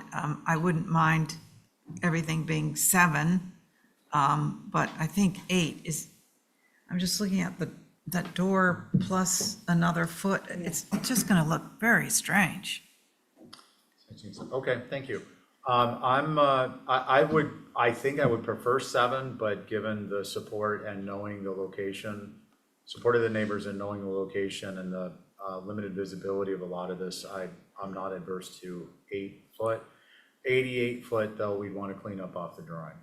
Oh, jeez. Oh, 88 feet. But Sure, otherwise, I believe I'm you. fine with it. And I think that the conditions would be that the western boundary of the fence would terminate into indigenous plant material, and that to the extent any of the sections are visible, every third section would have vining material that grew up both sides of the fence. That seems like consistent with everything we've ever done. Yep. Is that someone's motion that they'd like to write up on the conditions, COA? I can do that. Okay. Ray, on Ray's motion, all in favor, say aye. Aye. Any Aye. opposed? I'm a no. And for the record, Abby's a no. Thank you, Abby. Okay, we are now on to 115 Cliff Road. Thank you. So the And architect Angus, hi. is It ends in a tree. going to come on if he So it will. could share his screen. I hope to catch up with you. Guys, Are we going right to the main house here, or? we're gonna do the, Demo or move off of the shed. Patrick, please. We're gonna do the move demo of the studio first.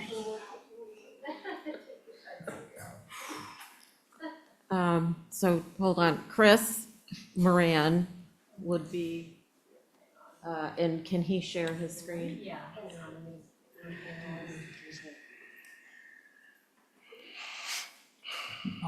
So, just while you're organizing that, I just help these guys file their applications, for the process.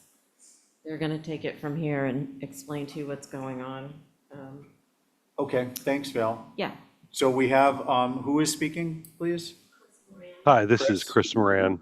Can you hear me? Hi, Chris. Yep, so we've got a structure here that you're proposing a demo move off. Yeah, you want to start with there rather than a full summary? Okay. Yeah, oh yeah, I think just kind of quick and dirty here. We get it. Before he jumps in, I just want to add one thing. the current has never posted before this past week buildings that we have available for taking. And mine was the email on this application. I got 15 inquiries in one night. Wow. Yeah, it was, whoever's idea that was is great. Yeah, and then the other thing on that is it just makes it more important that every single one of these move-offs has the property record card footprint included, because it gives the dimensions very closely to, based on the assessor's information. Okay, why don't we go ahead and start with this, please? Okay, yes, I'm Chris Moran. I'm with Brooks and Filatico Joe, you're on Associates. Pardon me? Go ahead. With Brooks and Filatico Associates, we're the architects for the owners. Starting with, I'm hoping I'm sharing my screen at the moment, but I'm not sure you're seeing it. Chris, we're seeing your screen. Yeah. Okay, I see it now. Okay, so to start here, this is a building on the site, which we actually, for all the site development, the owner wanted to donate to a nonprofit, and that was the first idea. The second, as Val kind of helped us with this, is that you add this to an ad in the newspaper, and we've had several inquiries. So that's where we are. It's a one-story structure. Chris? Yes. I want to help you along here. What's the age of the structure? I don't have the age of the structure. What's on the tax card was 2009. What I think your historic planner has it later, much earlier than that, I should say. But I also think the whole building, as you can see here, is not, I think there's probably been an addition off onto the right side there. Okay. I think that kind of covers what we have for that, unless questions come up and comments, obviously, from the commissioners. So this is, Holly did do a write-up. You guys have seen it. And who'd like to begin? A regular board plus Joe. I'm okay with the move-off demo. Okay. So I just want to clarify, if you guys haven't read, this studio was moved on site with COA 5776 in 2007 as an old HDC survey and file from June 1989. Boom, boom. Does it, Holly speaks to the existing main house age scenario and different structures that have been on the lot since 1940. Okay, Ray's good with it. Angus? Yeah, it looks like the structure is maybe 1940. It looks like. And I would rather it stay on site and be utilized in the new design somehow. At worst case scenario, a move, but not a demo. Okay. I just want to clarify Holly's comments, unless I'm misreading this. It says the subject cottage moved on the site over the years. I think she's saying cottages. They are seen on this circa 1940 aerial photo attached.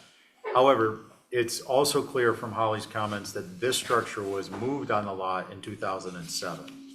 So I just want to make sure that we all understand. I do not believe she's suggesting this is a 1940s cottage. Ray was good. Angus, Abby? Yeah, it just sits so nicely with the main house, but I think if it's a move-off demo, is that what it is? Yeah, I'd be in favor of that. Okay, Joe? I have no concerns if it's not from 1940. I agree. How about a motion?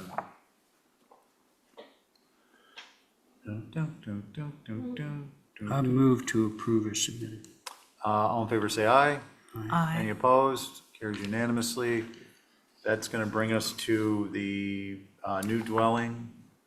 Chris, we're going to look for a high-level summary of what's going on here. Okay, thank you. I'm going to start with the site plan, but the new dwelling is sitting, centered on the property. We're also keeping the existing dwelling that's on the house.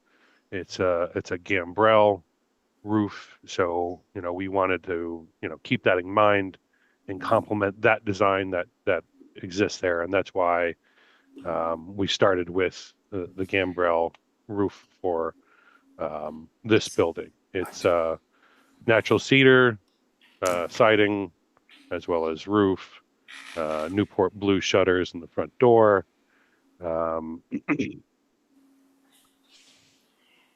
And I'll just kind of go around the elevations. There's stone veneer walls, white trim, brick chimney in the center. That was the side. This is the rear elevation that faces the conservation land where no one lives. And then on to the east elevation, which faces the garage and the existing house. Just going back to that site plan. So there's the existing dwelling. I'll bring that up quickly as well. This is the side that faces this new dwelling, and where we're taking kind of all of our cues from this as well. Okay, thank Is you. that high level enough? I think it is, and a picture says 1,000 words, so we've got a lot to work with here, and I'm gonna start with, I don't know, Ray? Sure. Unfortunately, my little screen thing keeps crashing, so I'm relying on, oh, there we are. So generally I like the massing and everything. The roof walk is, somebody's feeding back. Oh, it went away. The roof walk needs serious reworking. That's just not the way it's done here. The entry, I believe, one of the really charming things about the existing gambrel is its simplicity. And I feel like there's a few things about this design that are more opulent and kind of go against that existing building. One being the entry with the double columns and the side lights plus the transom above. What appears to be a very, very tall frieze that's underneath of the roof looks, boy, a foot or maybe even more tall. And then, as I go around, you have a new computer, that's why. There's like this bay on the second floor on the west elevation that's a little heavy.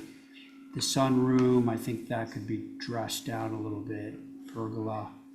Those are my general comments. Oh, and although I don't think it's gonna be visible, there's a huge amount of fenestration on the north elevation. That's it. Okay, Thanks. thank you. Let's see, Angus. I agree with Ray's comments. I appreciate the inspiration coming from the existing gambrel, but that's a very simple structure and small in scale. So this is a bit of a departure.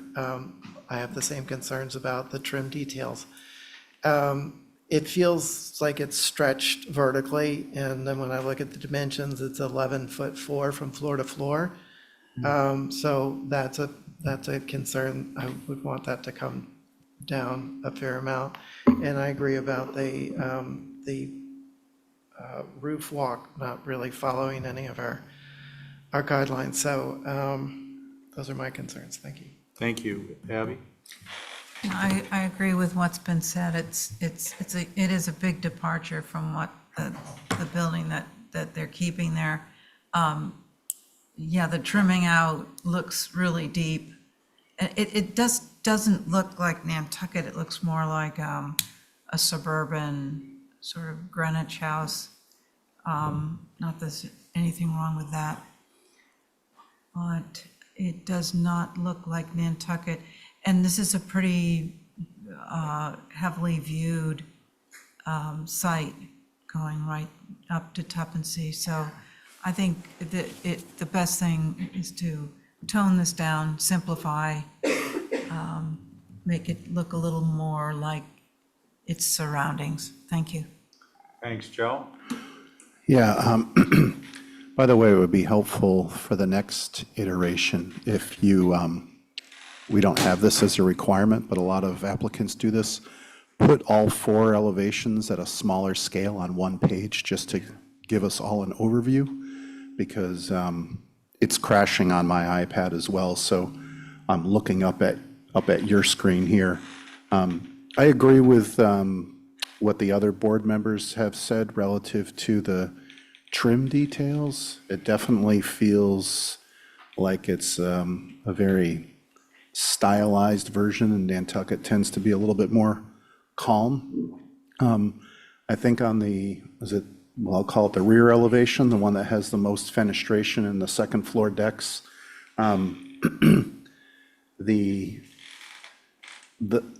If you don't mind, do you mind going to that elevation on this? Sure. Thanks. Okay. Feel like there's, the lower half of this is so, well, there's no shingles there. We have a lot of paneling, which we see now and then, but I feel like you should probably take a look at that. And then the upper portions of these gambrels feel a little bit, this might sound contradictory, but a little bit plain when you look at how the first floor is detailed. I feel like there's something that could happen in the upper portion of these gambrels, whether it's a shingle treatment or something. And there's a lot of narrow vertical fenestration. And I think, even if you had a picture window or something, it's just has a Victorian feel to it below that whole first floor porch. It almost has like either that or like a North Carolina or Southern vibe to it, that I think it's the proportions of the fenestration needs to be looked at here. I definitely agree about the roof walk, which is like a roof terrace. I do appreciate the massing, and, for meeting number 1, to get the massing, for all of us to be on the same page relative to massing, that's a huge hurdle, I think. I also think that you could look at the railing details. If those railings were a combination of shingled wall and rail, it might help to visually diminish the verticality of the fenestration. I think it would have changed the perception a little bit. So for me, it's the details that I think just need to be finessed in the fenestration proportions. Thanks. Thanks, Joe. I think that leaves me. Did I miss somebody? Okay. I agree with what's been said. I think in particular for me, well, first of all, this is a very handsome structure. I think it's well designed.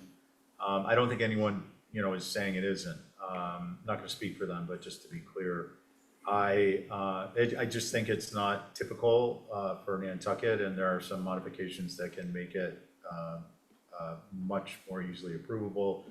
One of them is the height of the first floor, and I think simplification, the dormer windows on the south elevation, 9 light, I'm not sure what these are, hoppers but whatever they are, they need to look like a double hung window, and they can be, as far as I'm concerned, they can be operable as a casement or otherwise, but we all know you can just order them up. They look like a double hung Mr. Chair, Yeah. could I ask him to put up a Abby, sign? could I finish what I'm Oh, I'm sorry. talking about? I'm sorry. Yeah, Thought you either were finished. beginning your sentence interrupted the middle of mine. So the roof walk has been said, no, not appropriate, including the overall width. It should be a third of the roof left to right. Agree with all the comments on the fenestration. The panelization concept as a field, I don't think is inappropriate. However, on the west elevation, it's a little more successful because it's not homogenizing the first floor with that field view, unlike the north elevation, which is just a constant wash.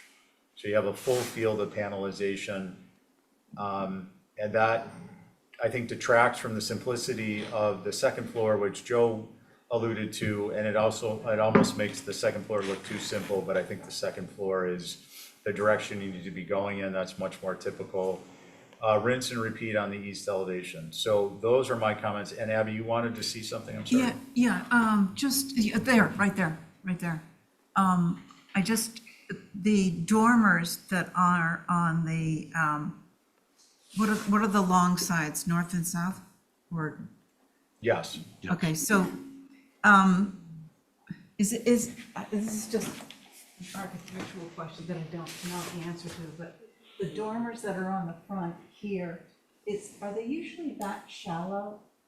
Or are they deeper? They look, when you're looking at the elevation, they look a little pasted on when you're looking right at the north and south elevations. I was just wondering if those shouldn't be deeper. So reset more away from the front first floor exterior wall? Yeah, it just, they look a little, what's the word? Thin, or, That's because of the steepness of the Yeah, gambrel. edge. Can I add Angus? something? So if you could go to the north elevation, I think it might help. So really, if the ridge ends up starting somewhere here and coming out this way, just bringing down the height of these dormer roofs in relation to the fenestration, if it's more in line with that, then this isn't so short and that isn't so long. But right now it's vertical and that leaves a lot of dead area there. Is that what you're talking about, Abby? I'm talking about the. Yeah, I get you. She just seemed like they're just a foot deep, and it just looks fake. So, I mean, if it's gonna be, Okay, so I'm gonna go back to that. Can we go to the rear elevation, please, Chris? Yes. Just I wanna make sure we're communicating. Mm-hmm. Okay, so just, you don't have the benefit of seeing our little red dot that Angus is very handy with, the laser. But if you compare your flanking dormers with your central dormer, your headspace over the doors in the gambrel gable, if you will, is much taller between the upper chords, the distance between the upper chords and the head casing, which is incongruent with the proportion on the smaller dormer, on the smaller gambrels that are flanking to the left and the right. So that was one of the topics that was brought up. Can we now go to the west elevation? Yeah, that versus the main, yeah. The line you made was correct. Okay. I think what Abby's referring to is that your dormers on the front appear pasted on because what's happening is the exterior dormer wall is flush with the first floor wall. So there isn't a setback.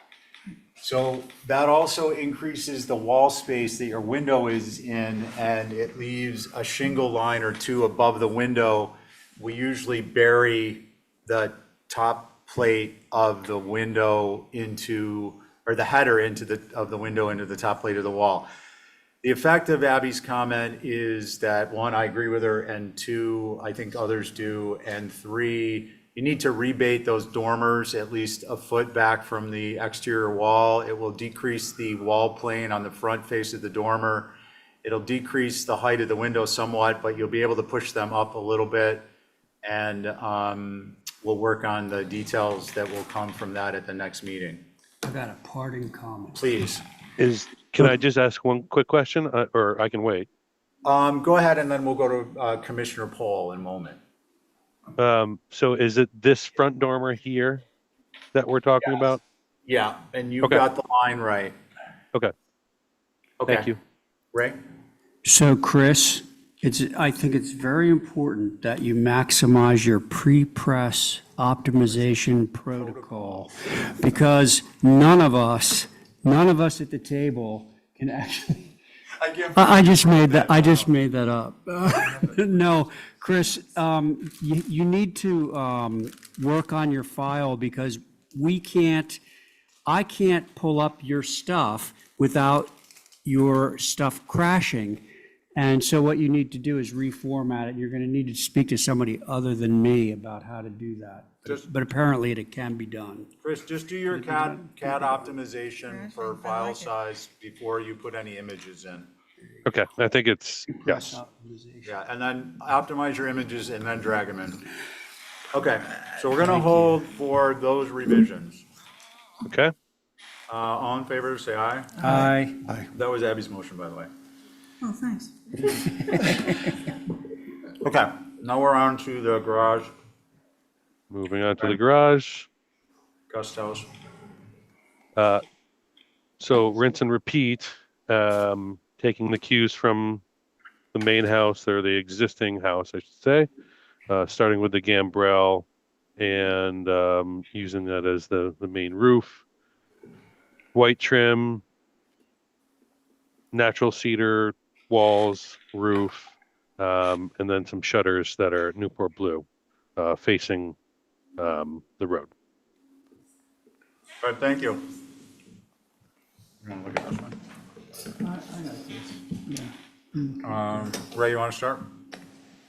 Well, yeah, I'm looking at this for the first time for reasons I've just explained, but it looks to me like a lot of it is very flat, and like we can't read any of the writing on there, but one elevation has the one window that's supposed to be centered and the gable appears to be not centered. I don't know whether that's the way it was scanned or what. Which elevation? Well, I can't tell you, because none of that verbiage is showing up on our stuff. The upper left. The window is not centered. Oh, center on the dormer or on the gable? Now it is The gable. centered. I think it is. It wasn't before. Anyway, I think that's back to the files, like. Okay. Enough of that. Okay, let's see, thank you, Ray. Abby? Yeah, so I have the same problem with those gambrel dormers. They look pasted on flat. And now I'm worried about the Newport blue shutters, because I think that's a pretty hot blue. And as you're going towards Tuppence, it's a pretty rural area, and I think that color is going to jump. I know there are some shutters out there that are sort of a gray blue, but I think this color is going to be a little hot for that area. Thank you. Thanks, Abby. Angus? Yeah, there's something about the gambrel form here that's just making these volumes feel maybe even larger than they are. I just looked at the overall measurements. They're not really shown in the elevation, but on the application, it says 22 feet, but somehow it just feels taller. And so I would just try to change those proportions a little bit so that the gable windows don't feel so low, or there's so much shingle space above them, and even out the legs of the gambrels. The doors feel a little bit fancy for this more rural setting with the arched tops and glass and long panels. And the same details that we're talking about with the house, with the dormers being set back a little bit, but also bringing the roof lines down to the, so that you have sort of a fascia that acts as the head casing for the windows. And probably the same thing would apply with the 9-light windows in the dormers, that would end up being more like a 6/6 or some other double hung sort of window.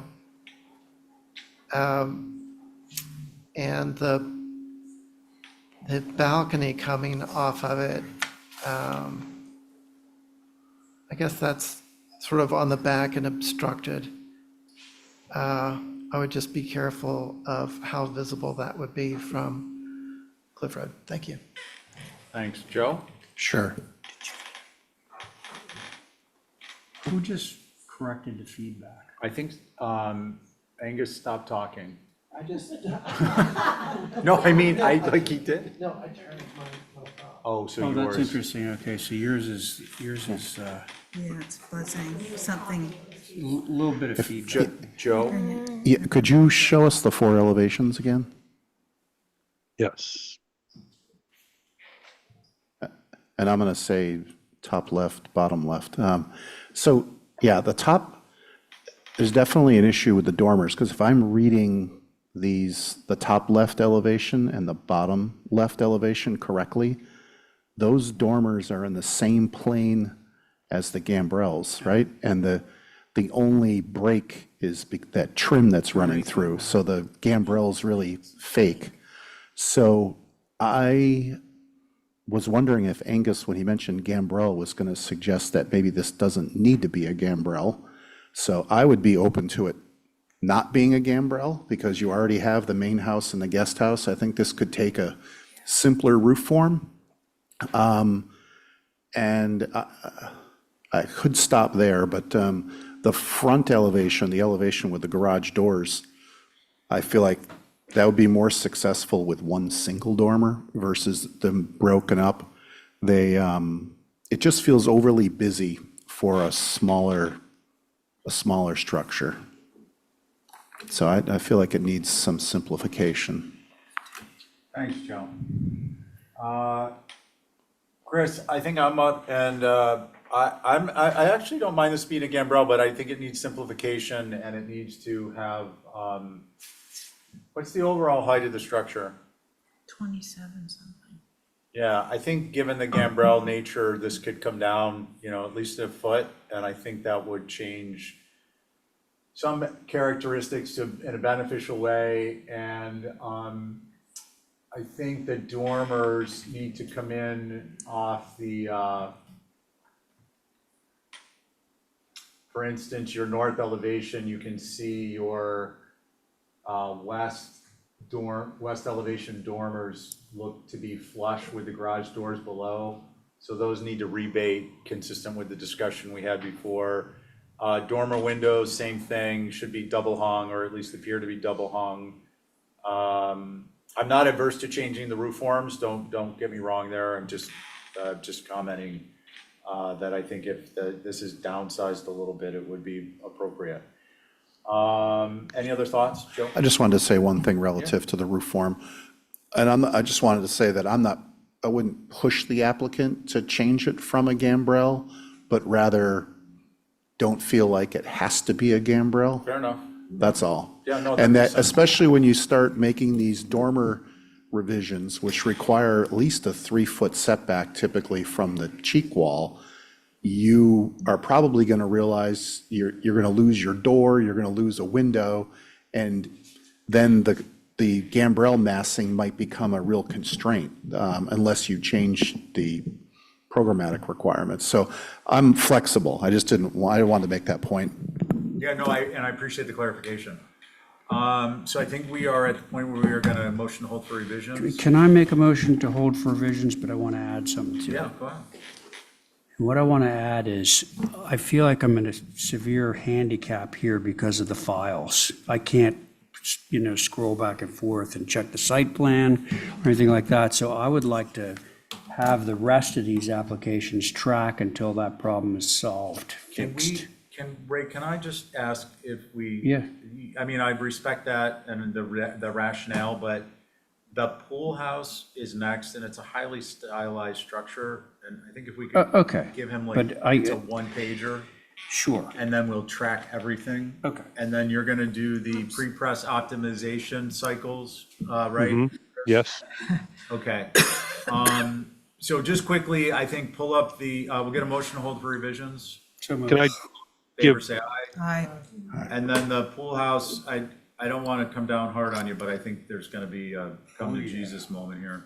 okay, can I just make just one, the height of that structure, the garage, I heard 27 feet mentioned, or actually Yeah. 22 feet to the Okay, ridge. that makes more sense, but all the other comments still stand.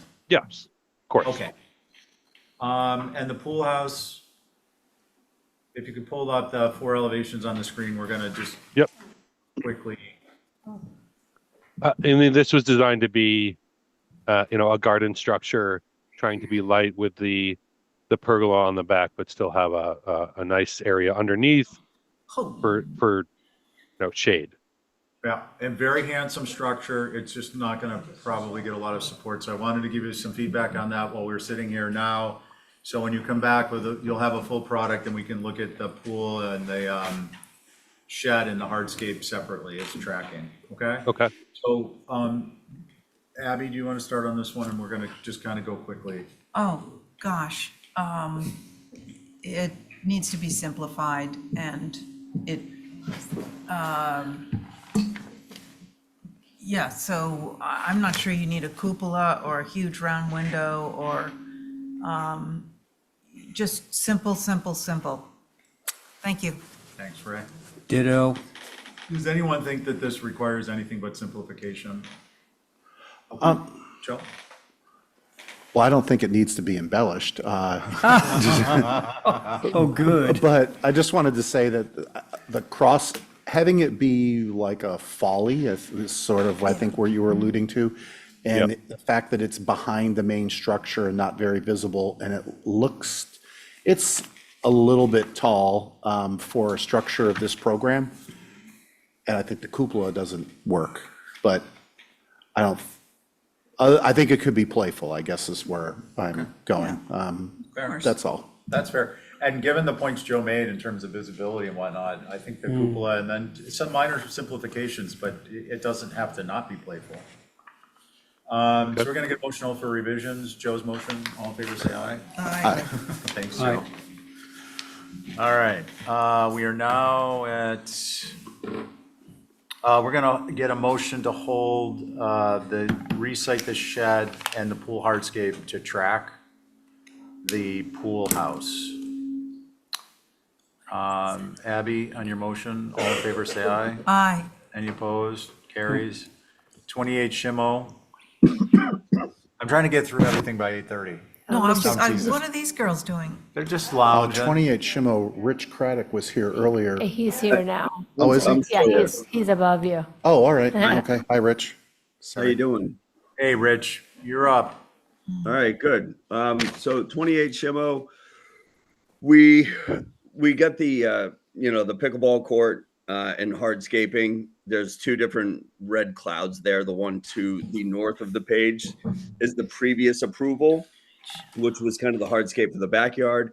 And obviously we were trying to beat the deadline for this pickleball court, potential banning. So that part is done and approved. And so what we're doing now is going for reworking the driveway, the pool, the spa, that little fire pit and the grill, basically the pool and the hardscape.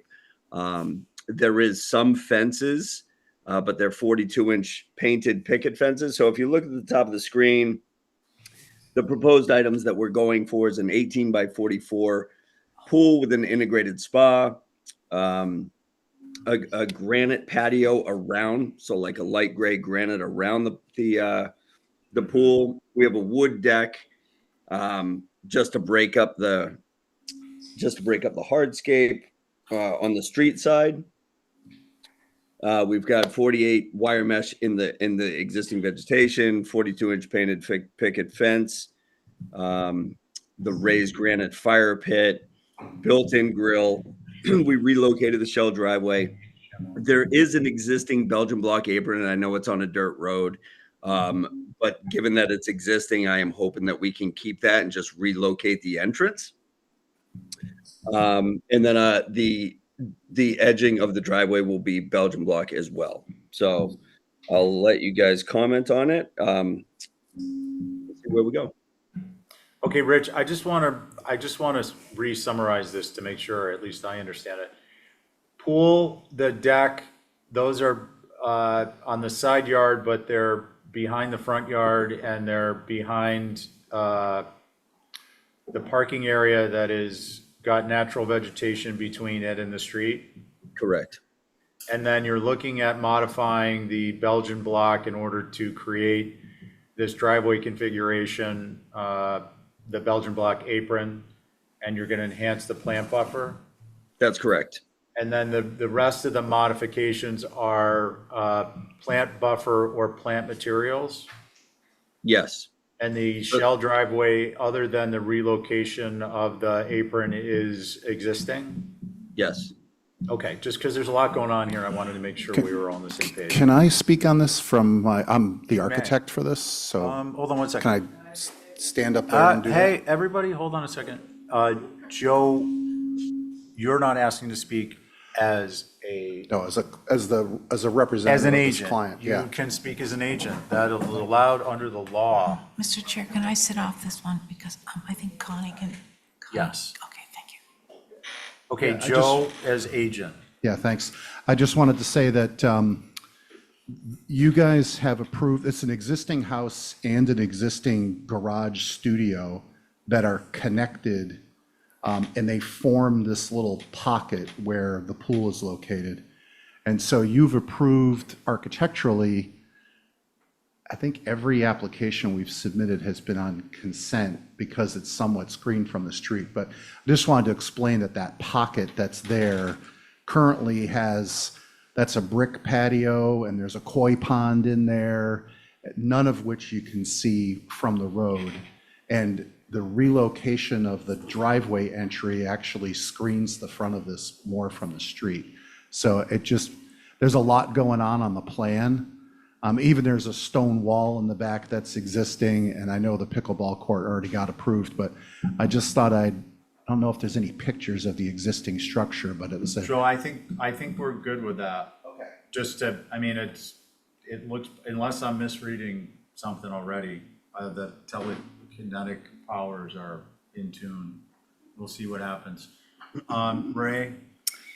Well, I certainly trust Joe. I drive by this fairly frequently. You can see the front of the house, all the stuff on the back, I was totally behind because that's not visible, the pickleball court, all that faces down to what I believe is called Shimo. Oh, no, it's called Rest House Pond. There's a little pond back there, anyway. Now, as you get closer to Shimo Pond Road, you can see the front of the house. Now, I guess I would be comfortable with this with our usual proviso. If there's a koi pond there, I've never seen it. So koi pond becomes a swimming pool. I guess that's all fine. So with the proviso, thanks. Okay. Not visible time of inspection, Yeah, no that grade one. change from prior existing to time of application. Yep. Angus? Okay, does anyone have concerns about this? Well, other than having our proviso? Okay. Ray, can we get a motion, approve and submitted, subject to not visible time of inspection thereafter, no change to grade from existing prior to application? Yeah, that's my motion. All in favor, say aye. Aye. Any opposed? Carries. That brings us to 220 Milestone. Thank you. Ethan's not here. Yeah, what He's not online either. Okay, 8 Shimo Pond. Oh, Shimo Pond, oh, that's actually, it's Lisa's job, but Mirka's supposed to be representing. Okay, 26 Somerset Lane. Oh my, Linda Hey. Williams, come on down.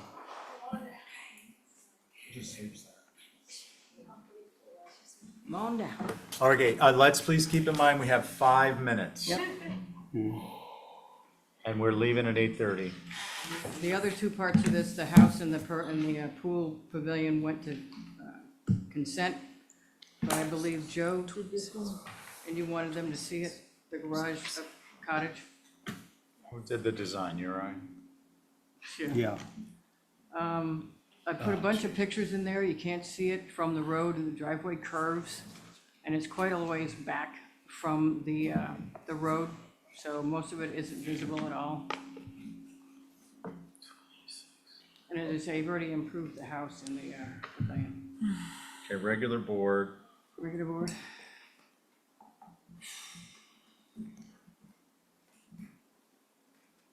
You wanna go to the elevations?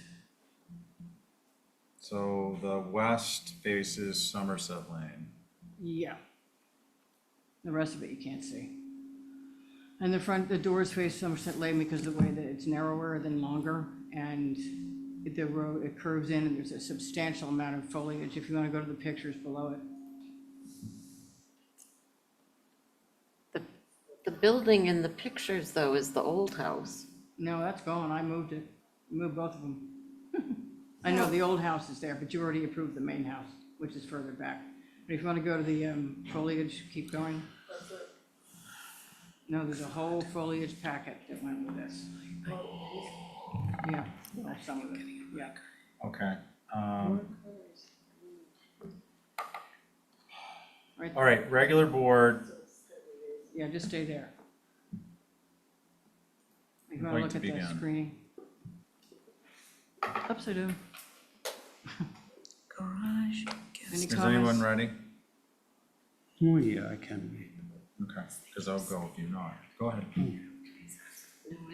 Well, seeing as the short side of this, the garage door side of this faces Somerset, as we can see in the 3D view there, we're not really going to be spending a lot of time looking at the north and the south elevations, which I'd pick apart a little more. I'm okay with it. Okay. Does anyone have any concerns? Does, Linda, does it say 21.4 or 27.4? 21. Okay. I guess the only question I have, well, I'm waiting to see if anyone has any concerns. On the south elevation, what's up with these little mini chiclet windows?